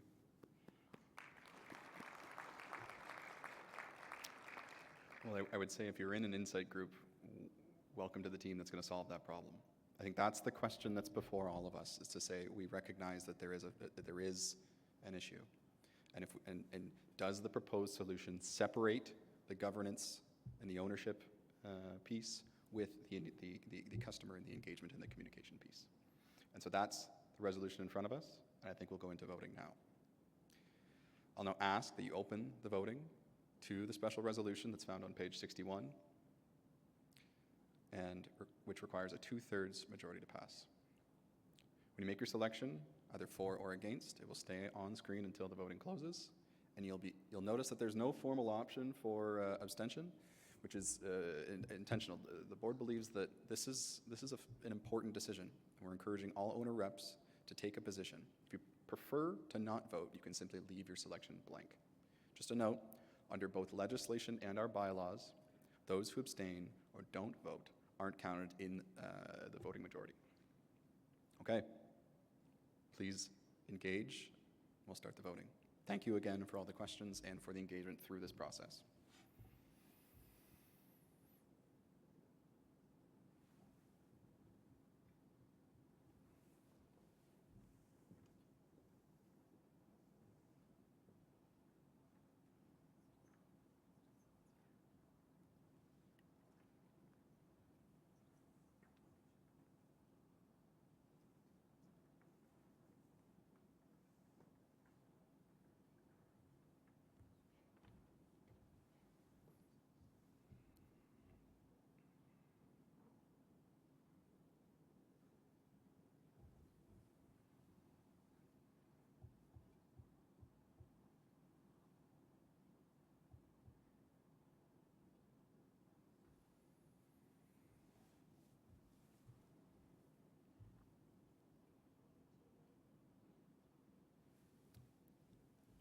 We're going to give it 10, 15 more seconds. We're waiting on one or two more votes.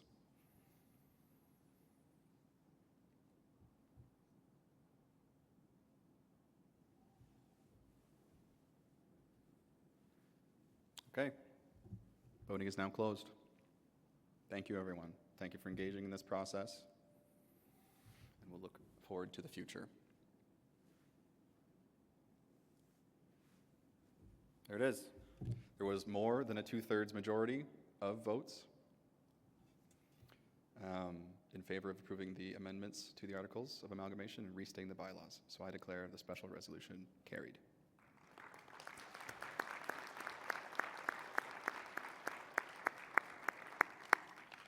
Thank you again. This is a significant moment for Libro, and on behalf of the entire board, I want to express our deep appreciation to you, our owner representatives, for the care, perspective, and the leadership you've brought to this process. By voting in favor of the new governance and an owner engagement model, you've helped shape the future of our credit union. This isn't just a structural change, it's a reflection of our shared commitment to Libro's purpose, to cooperative values, and to building a model that's ready for whatever comes next.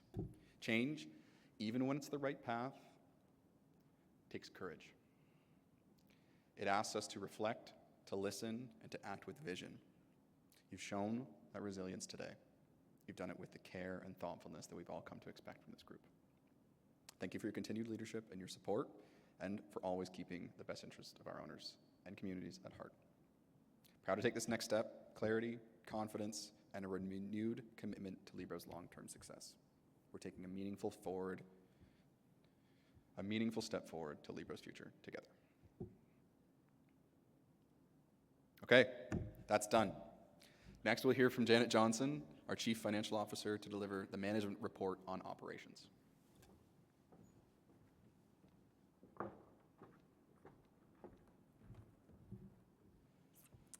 Thanks, Garrett. Here's the exciting part, everyone. I'm very pleased to be here this morning to share the financial results from last year with you. And I don't want to bury the lead. Libro had a solid financial performance in 2024. As we sit here today at the end of the first quarter of 2025, a period of significant turmoil and uncertainty, I'm pretty sure whatever I read this morning is potentially already out of date as of this moment in the meeting. It is also important to highlight that Libro enters this period from a place of financial strength with strong capital and liquidity. So let's jump in.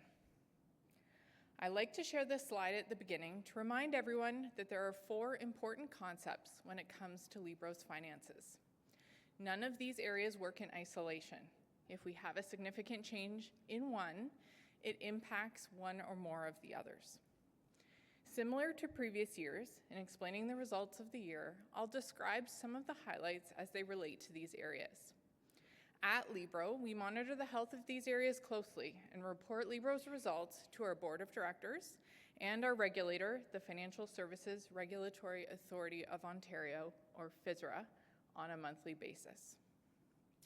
So let's start with growth. Libro ended 2024 with $5.5 billion of loans and $5.4 billion of deposits. Loans are shown in the blue line and deposits in the green line on the graph on the screen. In 2024, Libro saw relatively even growth on both sides of the balance sheet, as you can see by the parallel lines, with $235 million of loan growth and $215 million of deposit growth.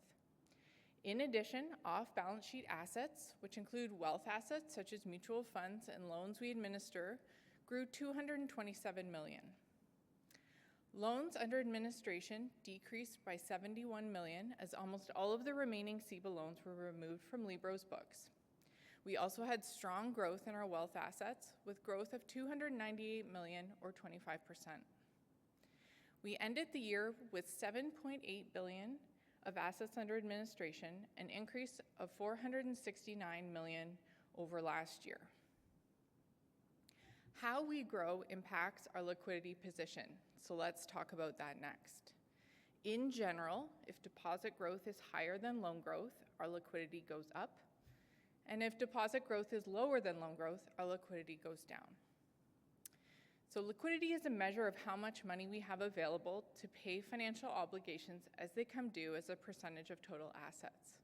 We keep any excess cash on hand in high-quality liquid investments that earn interest.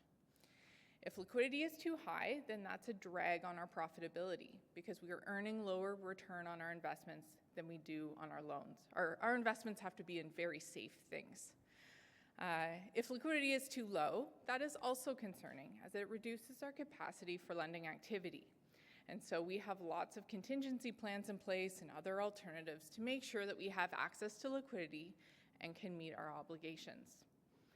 We started 2024 with liquidity at 12.17% because of slower loan growth in 2023 and some actions that we took intentionally last year to increase liquidity to prepare for CBER repayments in early 2024. You can see that liquidity came down in Q1 as expected and stabilized at the high end of our ideal range for most of the year. We saw an increase in our liquidity in Q4 with the issuance of $40 million in mortgage-backed securities in September to replace the maturity of existing funding and to position ourselves for continued growth in 2025. As of today, our liquidity is about 10%, so back right in the middle of the ideal range. Moving to profitability. 2024 continued to be a challenging year for many financial institutions, with higher interest rate environment and inflation contributing to slower growth, higher interest costs, and upward pressure on operating costs. There are some credit unions across the country who were not profitable in 2024. As I mentioned before, in this environment, we are incredibly proud of Libro's financial performance. We ended the year with net income before profit sharing and taxes of $28.6 million compared to $17.6 million in the prior year. In reviewing profitability this morning, I will start at the top of the income statement on the screen and move down. Net interest income increased $12.2 million over the prior year to $139.7 million. Net interest margin improved to 229 basis points from 219 basis points in the prior year. This is notably strong relative to our peers and driven by having a lower cost source of deposits that we generate from having the whole relationship with our owners, including their day-to-day deposits. It is also supported by our mix of loans that includes higher proportions of commercial and agricultural lending than many other credit unions.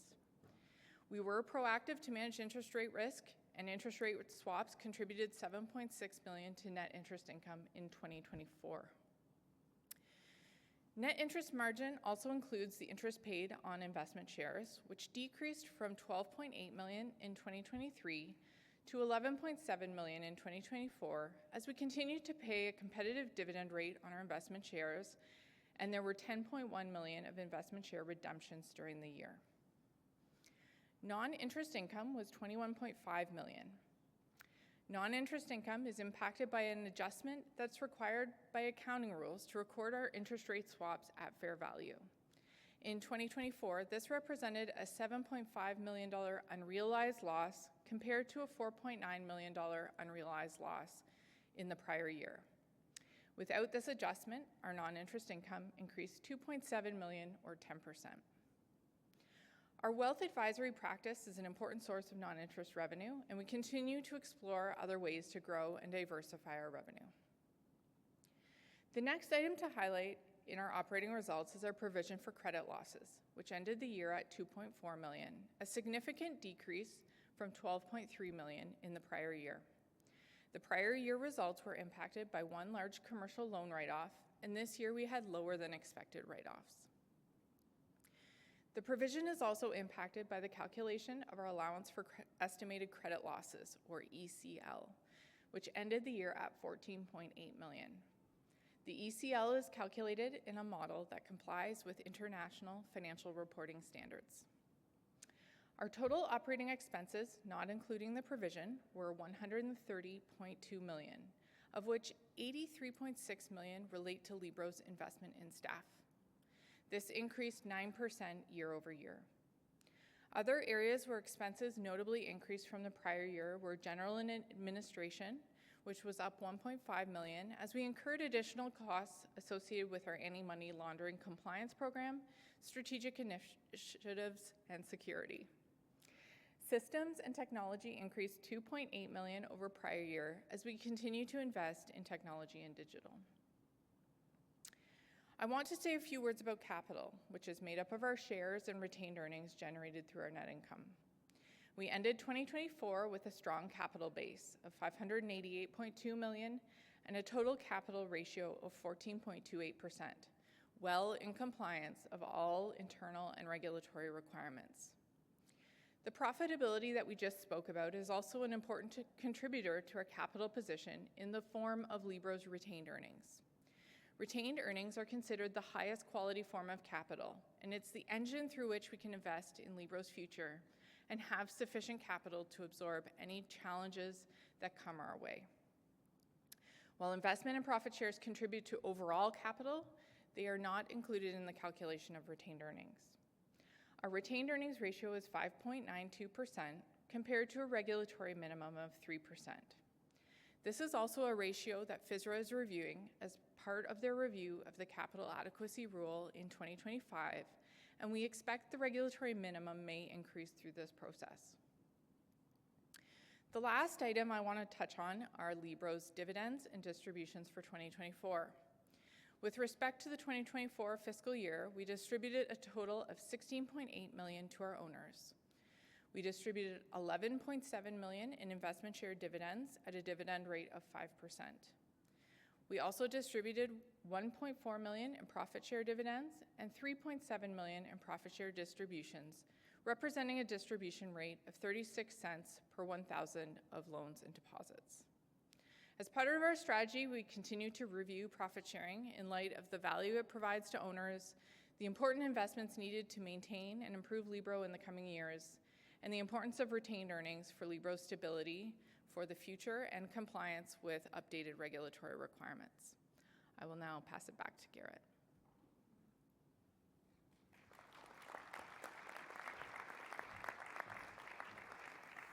Thank you, Janet. Are there any questions on the management report on operations? I see one. And two. Oh. Hi, Elizabeth Grieve, owner, Strathroy Branch.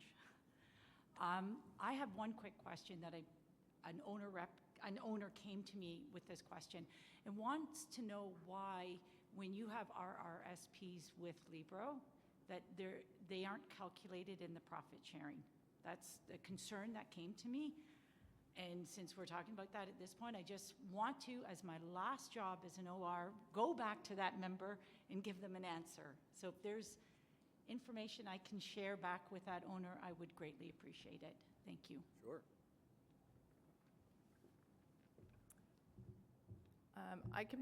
I do know that there are some regulatory restrictions about our ability to do that, and I would be happy to give you a more thorough and technical answer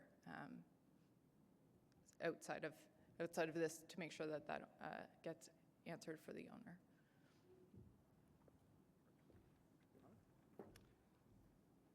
Is this on? Yeah, go ahead. Hi, my name is Mohammed, former chair, I guess, of LIOS.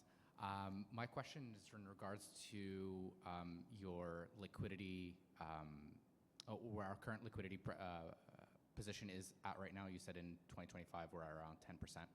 I wanted to ask what your credit loss provisions look like for the 2025 year. I saw that in 2024 it was dramatically reduced from 2023. So where our credit loss provision estimates are for 2025 and how the ongoing economic challenges will affect our liquidity at our credit union specifically. So like what type of modeling are we doing in regards to agricultural tariffs and whatever else? Thank you. Great question. Okay, so yes, liquidity right now is in the middle of the range. We we have seen, so since the end of the year, our liquidity in the first quarter has come down, which is actually fine. It's right in the middle of the range, and that is consistent with what we often see.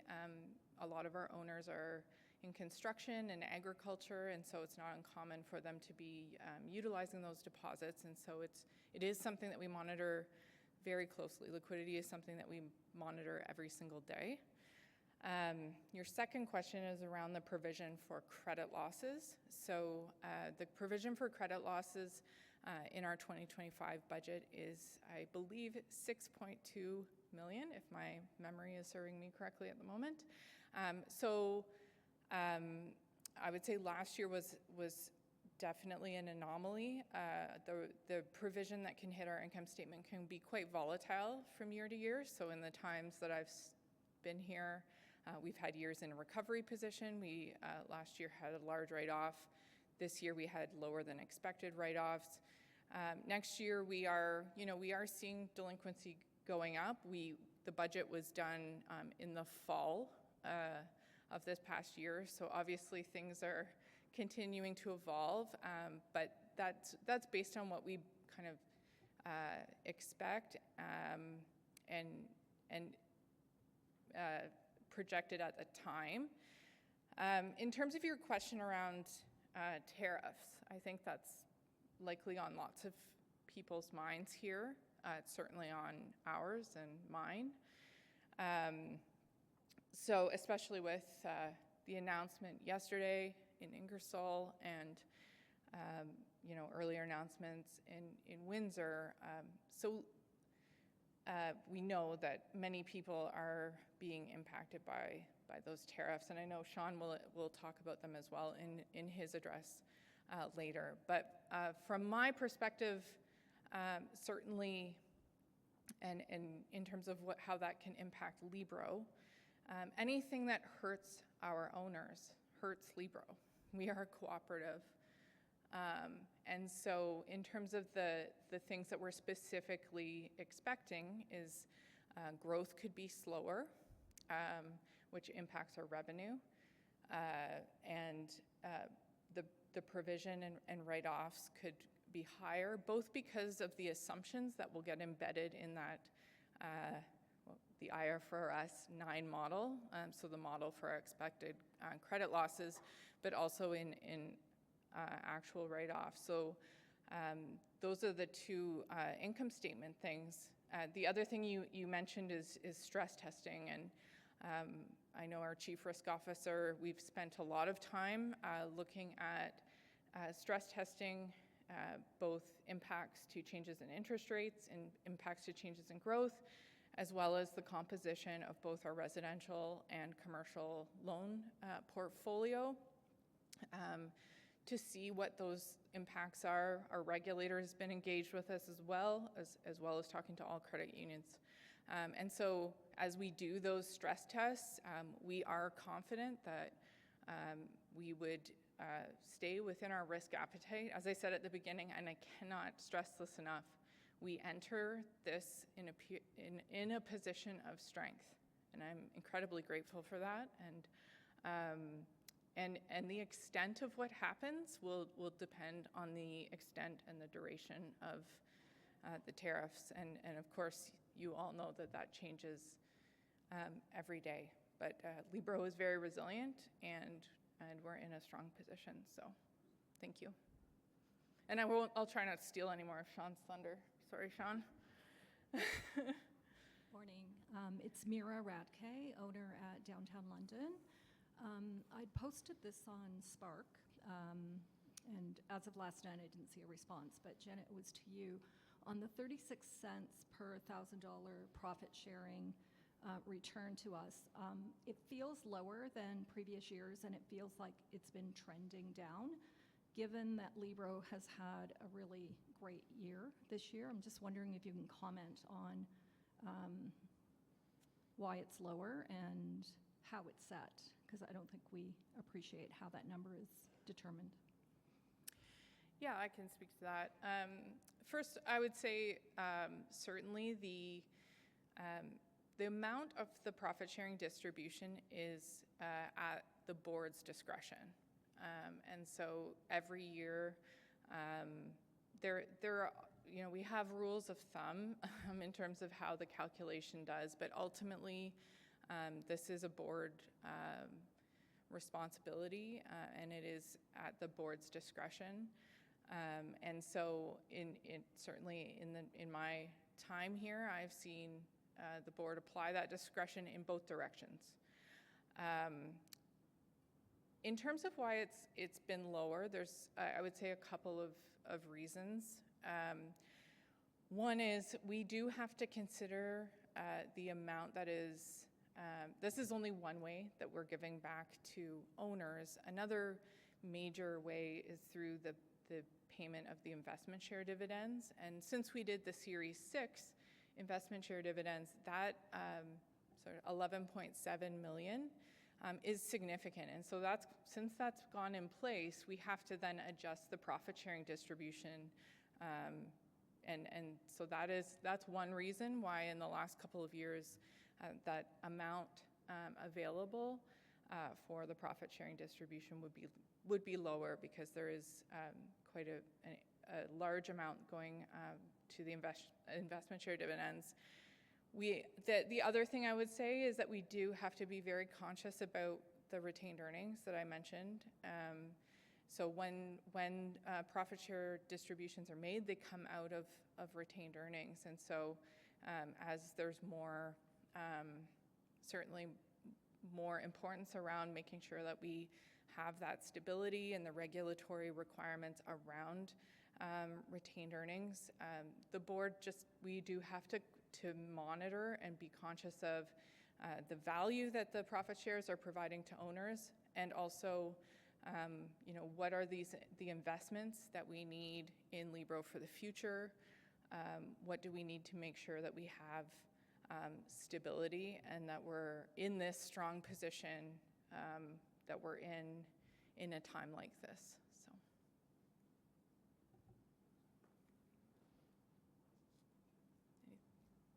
Anything else?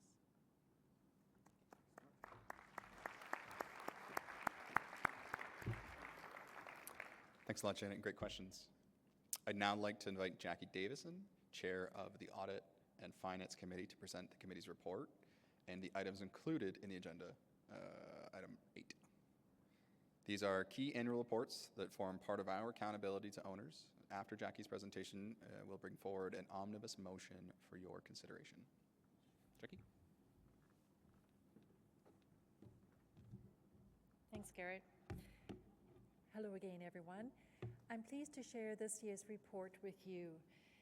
You will find a written report on pages 16 and 17 of the AGM workbook. The Audit and Finance Committee is a standing committee of the board established under the Act. Our role is to provide oversight on financial reporting, internal controls, audit processes, and key areas of financial and operational risk. We take that responsibility seriously, and we approach it with a strong focus on diligence, accountability, and transparency. Since our last AGM, the committee has met 4 times, each meeting structured to ensure that we fulfill our duties under the Act and regulations, and to address any emerging issues as they arise. A few highlights from last year. We worked closely with KPMG, our external auditors, who were appointed following an RFP process. They brought fresh insight and helped strengthen how our financial statements are presented. We oversaw both the external and the internal audit activities, reviewed and recommended Libro's annual financial statements for board approval, and ensured the internal audit function remained independent and effective.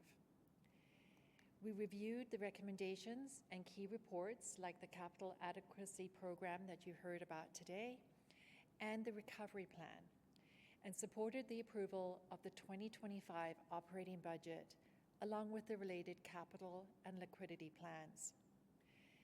The committee also established a new pension subcommittee, bringing together directors and senior staff to to enhance the oversight of our pension plan, investment performance, and the regulatory compliance.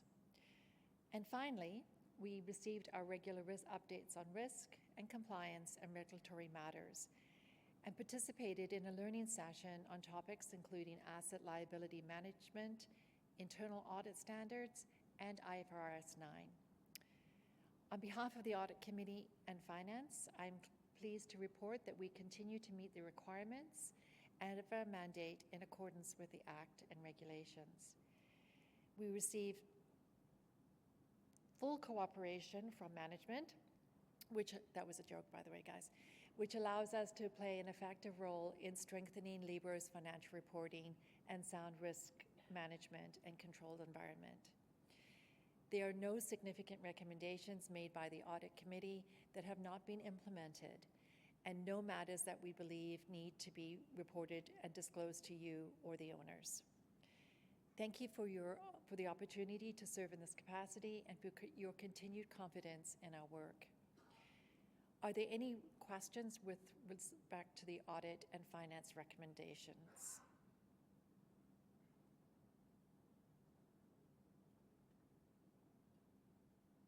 Hi, Cassie Mabayad. I just had a question. I know typically the auditors will come to the AGM and potentially present a small portion of it, even just like the audit report or anything. I think our auditors have been here in the past, but I think this is our first year with KPMG. Is there a reason why they didn't attend? They are actually the next item on our agenda. Oh, our auditor is right here. Okay, perfect. Thanks. And that's a fabulous segue.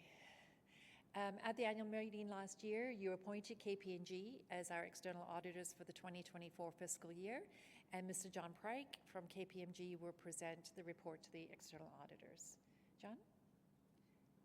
Yes, a question while John's coming up? I just had a kind of general question related to auditing. Sure. Do we audit outside of financing and risk management, like in terms of different aspects of the business? Yes, we have a very robust internal audit program, and our internal auditor reports directly to us at the Audit Committee. And that team reports on, like, for instance, branch audits. They do an audit at each branch, and also other systems and other non-financial entities. Okay, and is there programs in place for like continuous improvement? I think that's probably something that we've that's more management's ways of work. A few years ago, we really implemented Lean in a very strong way, and we often do retroactive assessments of what's happened and things like that. So yes, it's part of management's way of work. Is there any opportunities where like not anymore, but owners can, I guess, have more insight into these facets of auditing? Like, because today we're just looking at like the finances and risk management aspect. And from a governance perspective, that's our role. Maybe we can take that one offline and have a chat about it. Of course. Okay. Thank you. Thank you. Okay, John? Thank you, Madam Chair.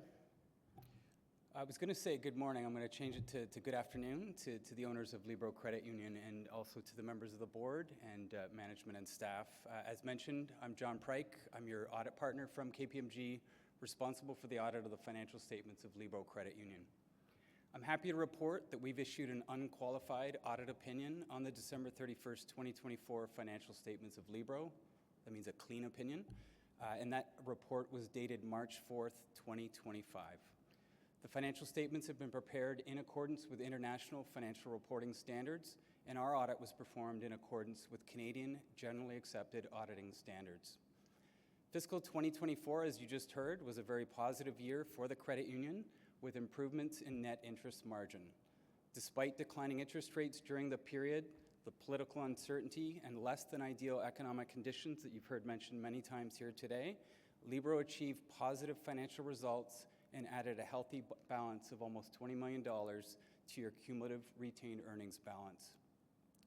Libro continued to grow, surpassing the $6 billion threshold, so congratulations to everyone for that, and ending the year with $6.2 billion in on-balance sheet total assets, a very major accomplishment in the year. A key focus, which again has been touched on already in the CFO's report, but in our annual external audit, is that provision for expected credit loss, the ECL that was referred to on the member loans. With that political and economic uncertainty impacting delinquency rates overall, Libro was prudent in establishing a provision that is now 11% higher than where it was in the previous year. In accordance with the Libro terms and reference, Audit and Finance Committee terms of reference, we've attended 2 of the audit-focused meetings throughout the year and presented and reviewed the following financial key audit deliverables. We have an audit planning report, which includes a formal engagement letter, an audit findings report that summarizes the results of our testing, including a summary of key accounting, audit, taxation, and other financial matters, a management representation letter signed by the key contacts in the external audit process, and a management letter on internal control observations and our recommendations for improvements. And lastly, a letter of compliance under Section 137 of the Credit Union and Case Populaires Act, which is provided to the regulator FSRA on an annual basis. Each of our reports and letters has been reviewed and approved by the Audit and Finance Committee. I can confirm that we have formally reported to the Audit and Finance Committee on our independence under both the Canadian and the international independence standards, and I can verbally confirm that as of the current date, our firm, KPMG, remains independent of Libro. There's no services that we've performed or relationships that exist that would impair upon our independence acting as your external auditors. Our firm brought a fresh set of eyes in the current year, operating for the first time as your external auditors. Management was very organized and well prepared, and we received the full cooperation in completing the 2024 external audit process. All matters relating to the annual audit and the financial statements have been appropriately addressed, and there are no additional matters requiring follow-up or discussion with the owners of Libro. I'd like to thank you for your time this afternoon, and I wish management, the board, and all of the owners of the credit union the continued success in fiscal 2025. Thank you.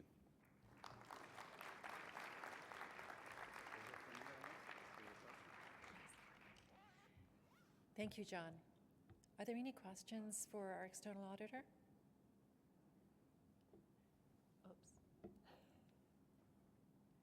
Yes, Mohammed. I have a quick question for the auditor. We've heard from the committee chair about their experience working with management in undergoing this audit.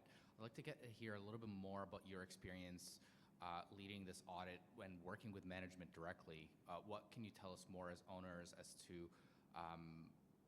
how cooperative they were and if you had any difficulty in undergoing this process? Yep. Thank you for the question. Great point. Quickly I'll highlight the fact I've worked in this space for over 27 years at this point, so worked with a number of different credit unions and other financial institutions across the province for decades. I'll say the same thing I shared with the Audit and Finance Committee.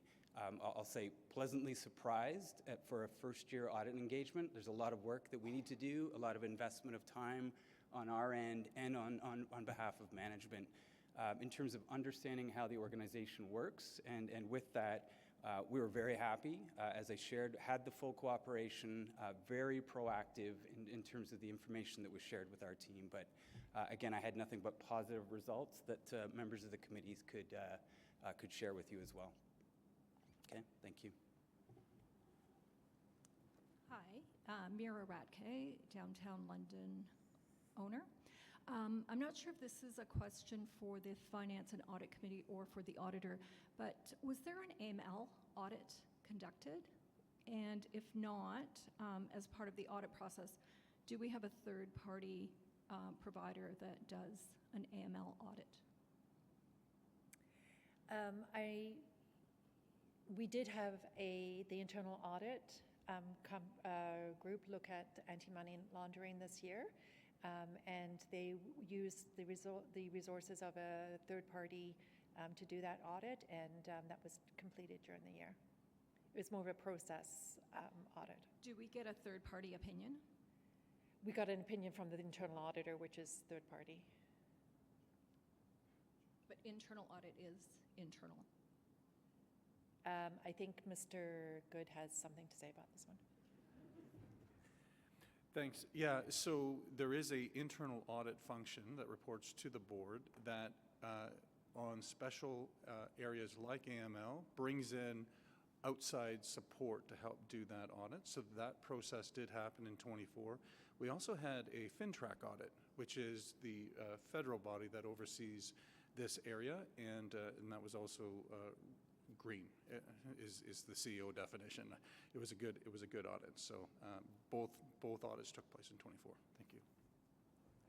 Does KPMG have anything to add? Yep, thanks for the question. Certainly, AML is important. It's a factor that we consider in performing our overall risk assessment. Similar to what has been shared, we have conversations directly with internal audit and senior management and the committee as referenced, but not a direct impact on the external audit process itself. It's a factor that we take into consideration in carrying out our risk assessment procedures. Okay. Great. Seeing none, thank you very much, John. Copies of Libra's 2024 statements were provided with notice of this meeting and are also available on our website at libro.ca for anyone wishing to review them in more detail. The Audit and Finance Committee reviewed the statements thoroughly at our meeting on February 24th, and as part of that process, we met both with Libra's management team and representatives from KPMG to ask questions, seek clarification, and ensure understanding of the results. Following these discussions and satisfied with the response and level of disclosure, the committee recommended the financial statements for approval to the board at their meeting the following week. On behalf of the Board of Directors and the Audit and Finance Committee, I now formally submit the 2024 financial statements to this meeting. Are there any questions on the financials? Okay, seeing none. As I noted earlier, KPMG was appointed as our external auditor following a competitive RFP process and has completed their first year of the cycle. You've also had an opportunity to hear directly from them today. The committee has been very pleased with their approach, their professionalism, and the improvements they have brought to our financial reporting. Based on the strong performance of the Board of Directors is recommending that KPMG LLP be appointed as the external auditor for the fiscal year ending December 2025. Details about the committee's role in overseeing the process are included in our written report. Garrett? Thank you so much, Jackie.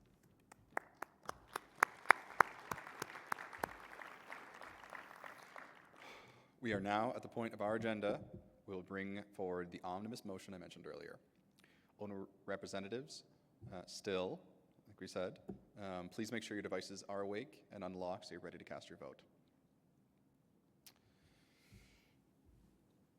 In a moment, we'll open the voting for owner representatives to vote on the following: acceptance of the report of the Audit and Finance Committee as printed and represented, adoption of the audited financial statements for the year ended December 31st, 2024, which includes the report of the external auditors, and appointment of the firm of KPMG as the external auditor for 2025.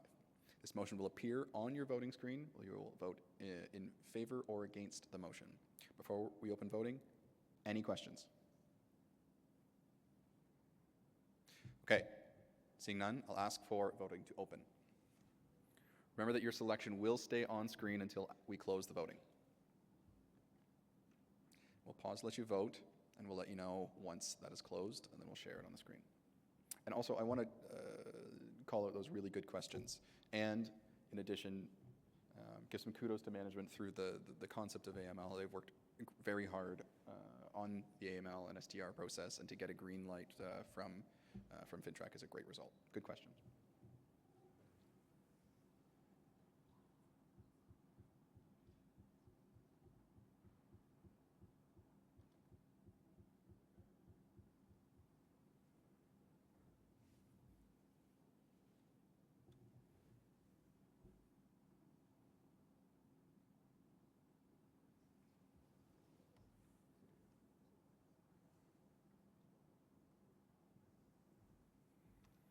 Voting is now closed. I would ask that the results put on the screen. There we go. Thank you, everyone.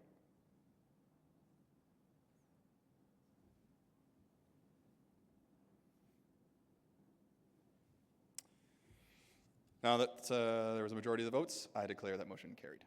We are now ready to share election results, so I will turn the meeting over to Janet Taylor.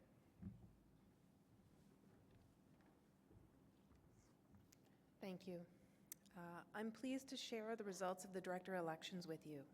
The following candidates have been elected to the Libro Board of Directors for a 3-year term: Rhonda Stewart, Jacqueline Peterson, Michael Campbell, and Jackie Davison. And Dan Gemis has been elected to a 2-year term. A total of 82 ballots were submitted. Congratulations to our newly elected and re-elected directors, and thank you for your commitment to Libro's governance and future success.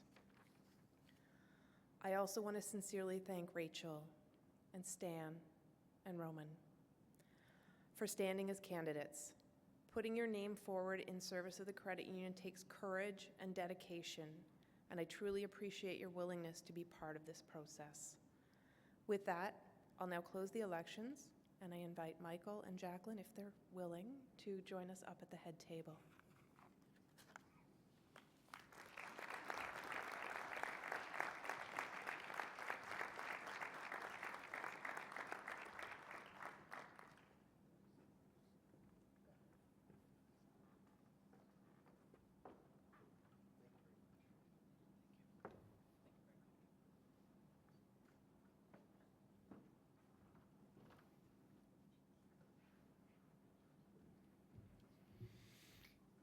Thank you to all of owner representatives for exercising your responsibility to our owners by voting in these elections. I'm also very pleased to welcome back our existing directors and thank the candidates for their entering into the process and engaging with the democracy here. This is the point in our meeting where we have retiring directors say a few words. And so we get the distinct pleasure of hearing from Chris Mendez.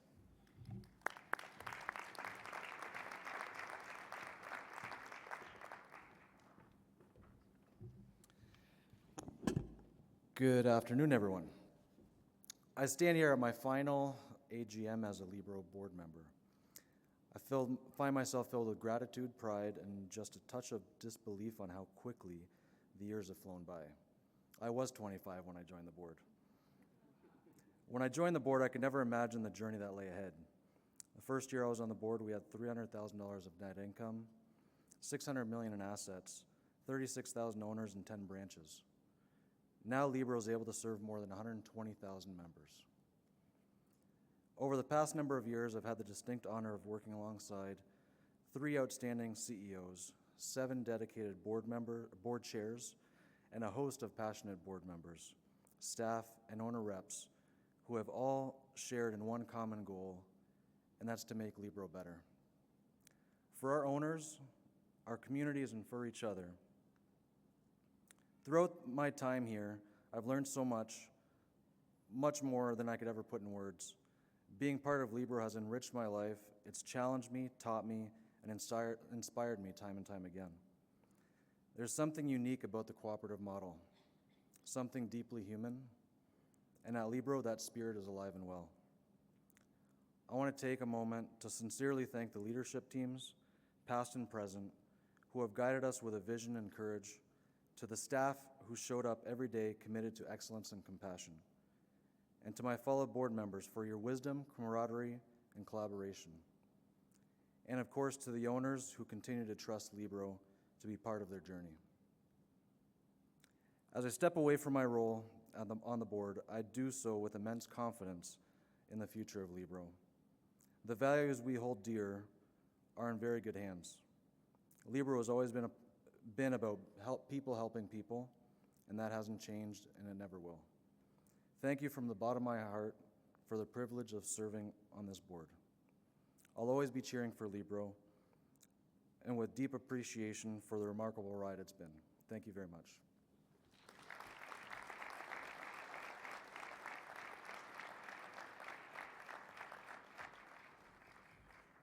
Thanks a lot, Chris.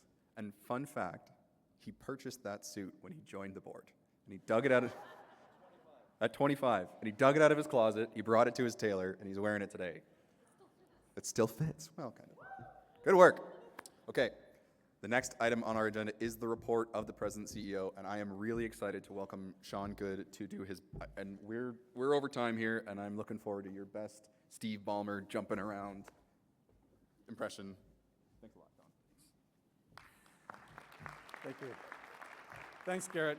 And my thanks to the board as well for your leadership and support. You know, overseeing 120,000 owners and $8 billion in assets and dealing with me and the management team is not easy.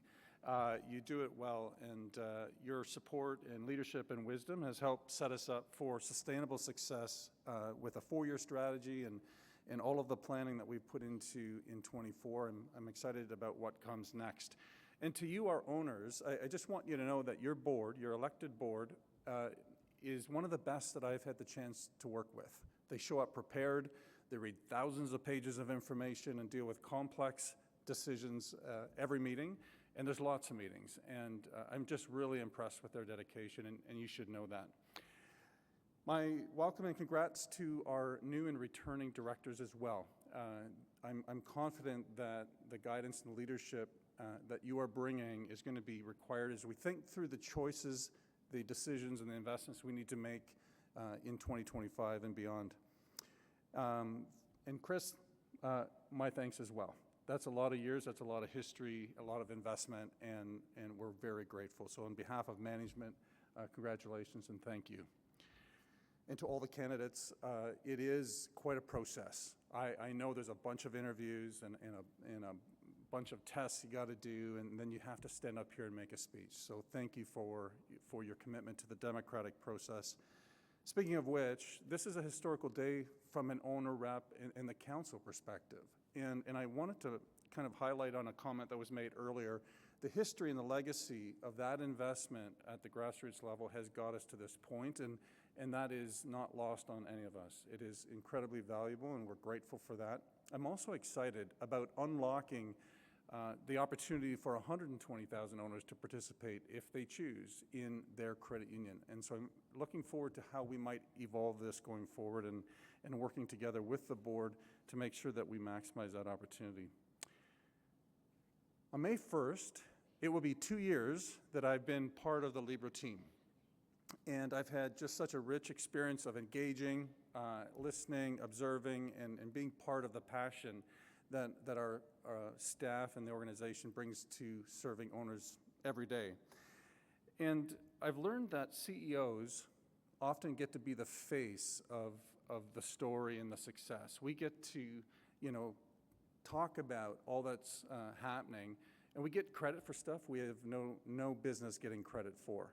Behind me stand 802 individuals that show up every day. They're passionate, they bring leadership and courage, and they deal with processes that are imperfect, and they have to adapt to stuff that doesn't go well through the year, and they go above and beyond, put in the extra hours to serve our owners. I wish you could see that in action like I can, but I would like to ask you to join me in thanking them, please.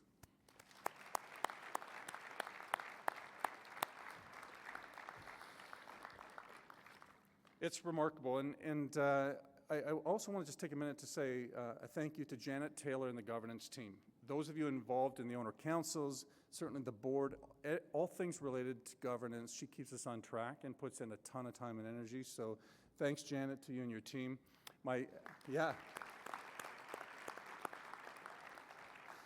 Your executive leadership team as well has had some change in 24. We have a number of new executives at the table, and I just wanted to name them. I won't get them to stand up and make a speech, but Brian Albers is our Chief People and Governance Officer. Chris Palmer, Chief Information and Technology Officer. He joined us in October. Diane Dow, our Chief Operating Officer, joined us in September. Janet Johnson, you heard from her, our Chief Financial Officer, and keeps us all on track. Mike Smith is our Chief Experience and Transformation Officer, and Sylvia Brudar is online today. She wasn't able to be here in person. She's our Chief Risk Officer and has brought a ton of value to helping us mature and evolve our risk frameworks. So thank you to that team.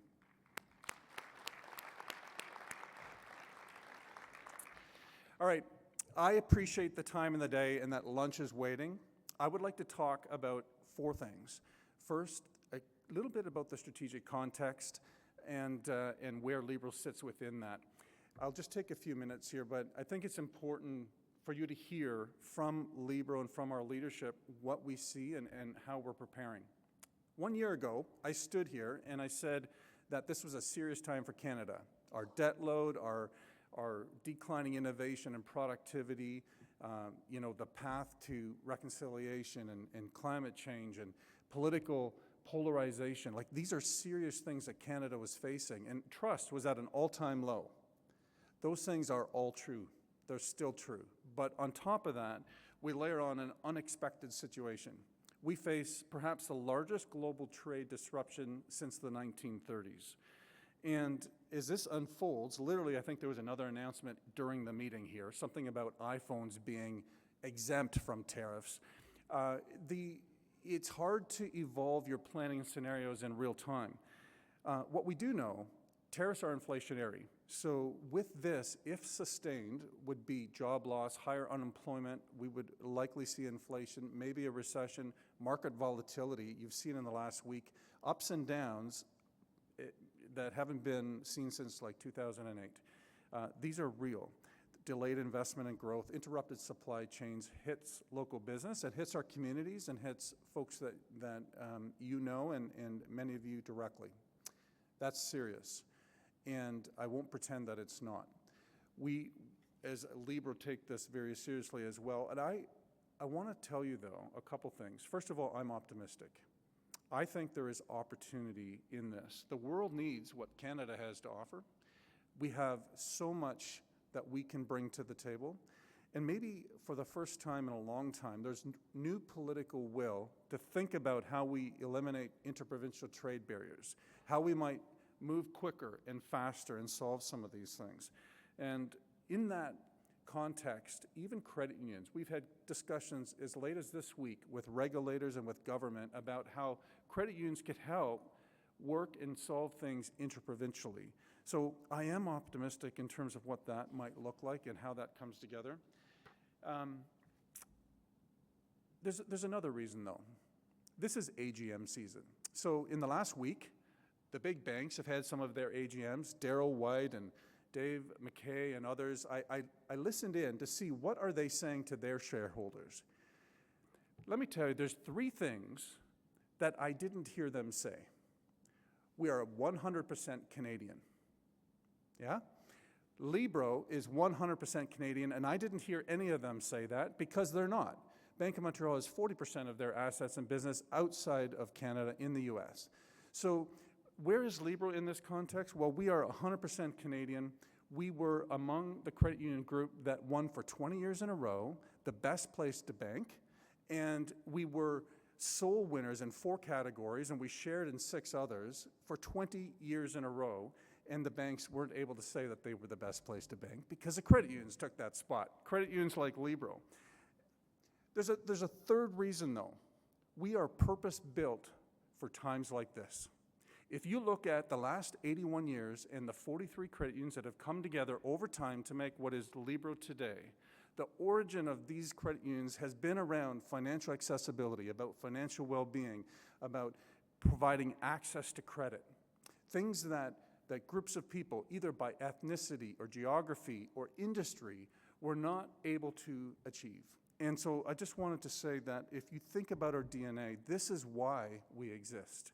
We have been there before. We will be there again today. We are there for our owners. And over time, in economic uncertainty, credit unions have performed very well. They have had lower losses. People have brought money home to places they trust. And at a time when trust is at an all-time low, Libro is a place that people trust. And so I'm really optimistic that we will survive and thrive and be there for our owners through this season. Yeah, thank you. And we do stress test our book. Sylvia's online, but if she was here, she would talk about the scenarios that she's put it through, and we've thought about how to shock different assumptions. And even in those cases, we still are within our risk appetite. So we come into this with strong capital, good liquidity, loyal members, engaged staff, and a strong financial interest margin that I think sets us up really well to survive these times. We do monitor it. We're watching very closely with our board, our regulator, our executive team, other stakeholders. I'm connecting with other CEOs, and we're being very mindful of the moving scenario around us. But again, I'm really confident that this is going to be a season that Libro can shine. I can commit to you that we will be there for our owners, and I'm confident Canada as a whole is going to emerge stronger. Last year was a good year. You've heard from Janet and others about some of the successes, and 7,000 and almost 7,400 new owners, your neighbors and friends, joined us. We had almost $8 billion in assets under management, good results, and these are exciting things. I think for me, what's exciting is to see new relationships continuing to come to the table and then engaging with them and saying, what do you love about Libro? What's working for you? There's still lots of work to do to be better, but over 12,000 local businesses now trust us as a financial services provider at a time when 4 to 5 businesses in Ontario feel they're underserved by their financial institution. We're audacious enough to think that Libro can be part of that solution. We can be part of that answer. In the full annual report, on page 19 is the community investment story, and there's lots. I had so many stories. I'm not going to share them in the interest of time, but we partner with organizations like Liftoff to empower Black entrepreneurs, No K Way, University of Waterloo Global Citizenship Internship with regard to access to funding, and many, many others. I had a list of 84 key successes in 24. I keep a list because we're always focused on what's not working, or we forget about what happened earlier in the year. I'm happy to share that over lunch, or if you can ask any of my team. I'll touch on just a couple, though.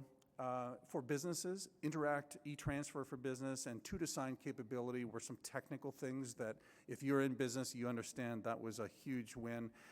We had pre-approved loans. We launched a new strategy, our Courage in Action strategy, focused on local business and their families and being there to support them, including agriculture, through the next 4 years, has been really well received. We did 14 town halls with our organization, and then it's exciting to me to see how we've rallied and aligned the business around that.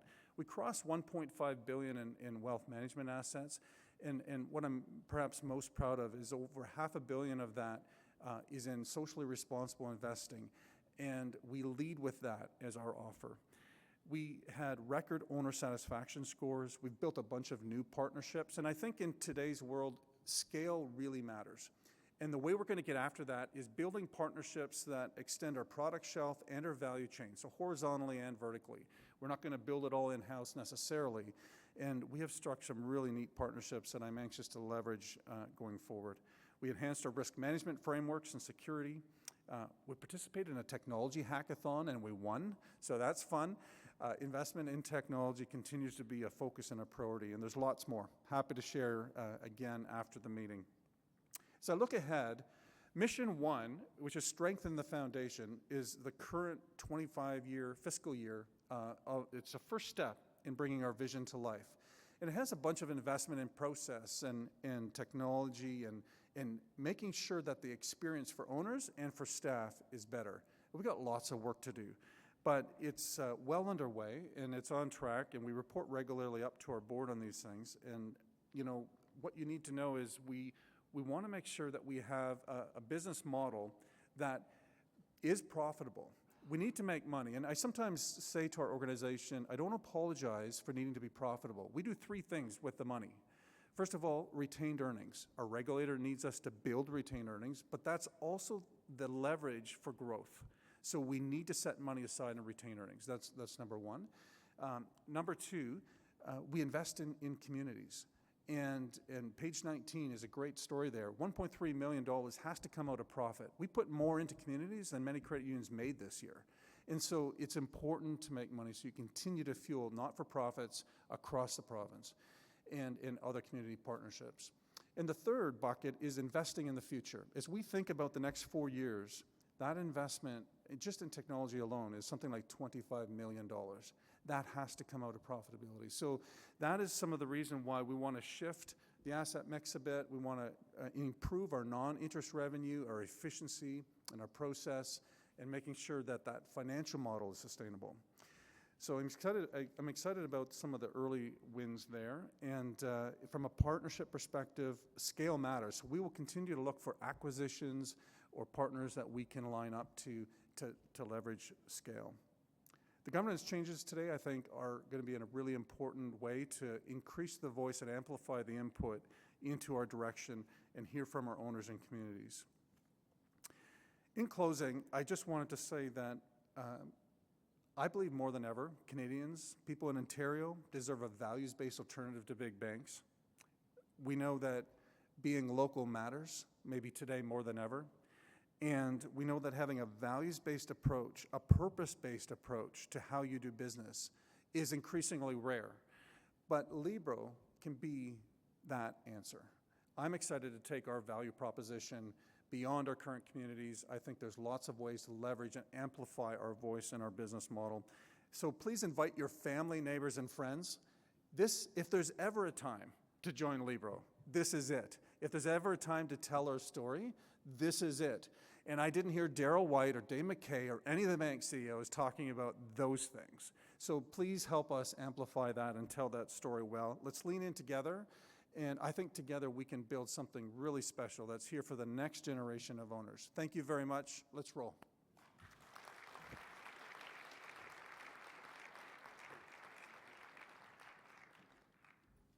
Tremendous. Thanks a lot, Sean. Do this a little bit differently.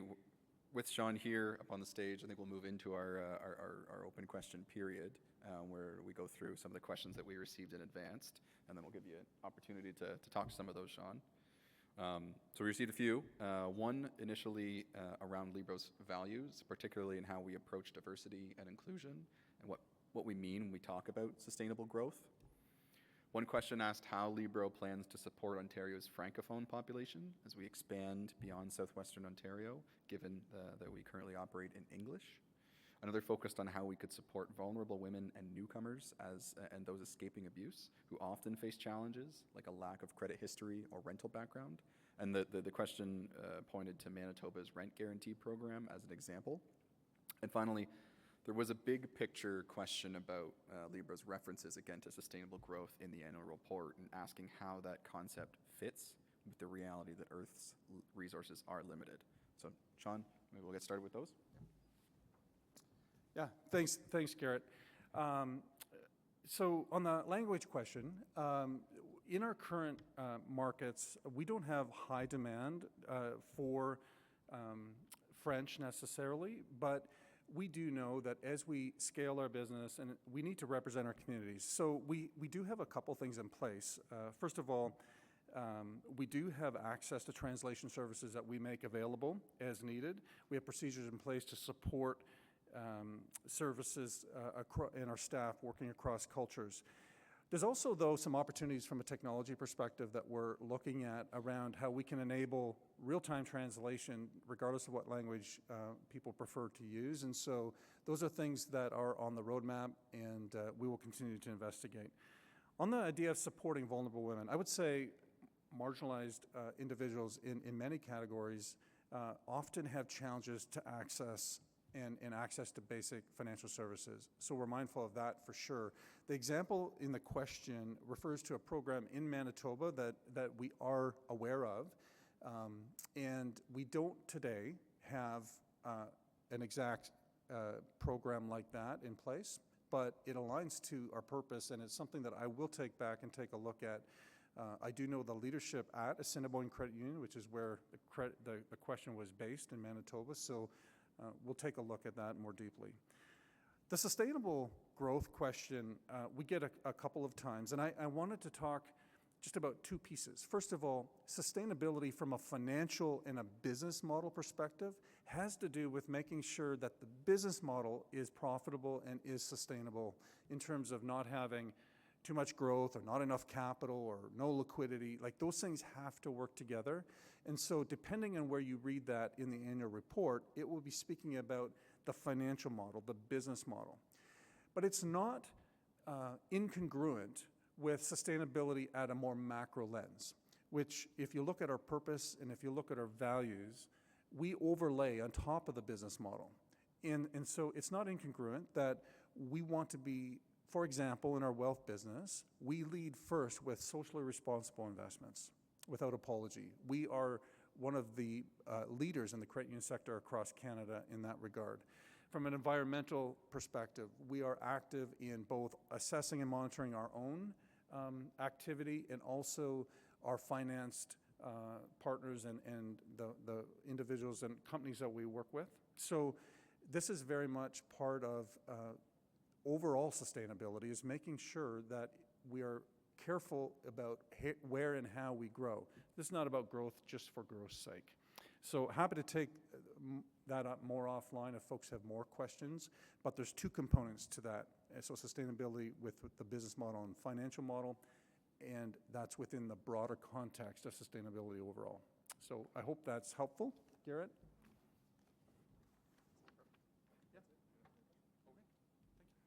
Thanks so much, Sean.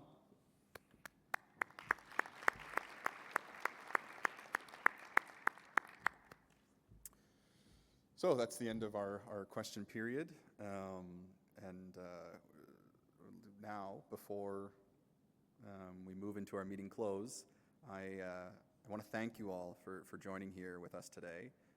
And before we move into lunch, I understand that's there. I'm really excited to do this last final tradition as a 100% Canadian financial institution, and ask that you please join me in singing our national anthem.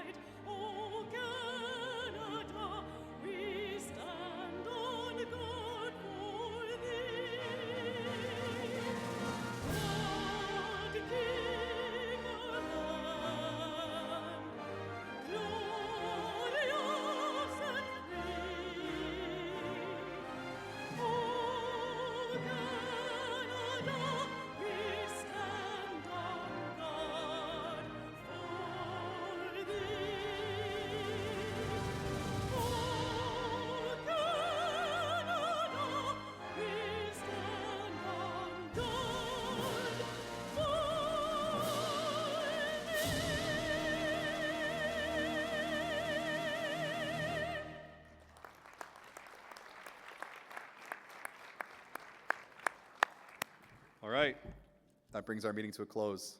Thank you for your time, thank you for your insights, and thank you for your commitment to Libro. Lunch is ready next door in the ballroom, and I encourage you to stick around and connect and chat, keep the conversations going. As you make your way out, please remember to take your belongings so the staff can reset the room, and we look forward to seeing you at next year's AGM. Until then, thank you again for being such an important part of Libro's story, and enjoy the rest of your day.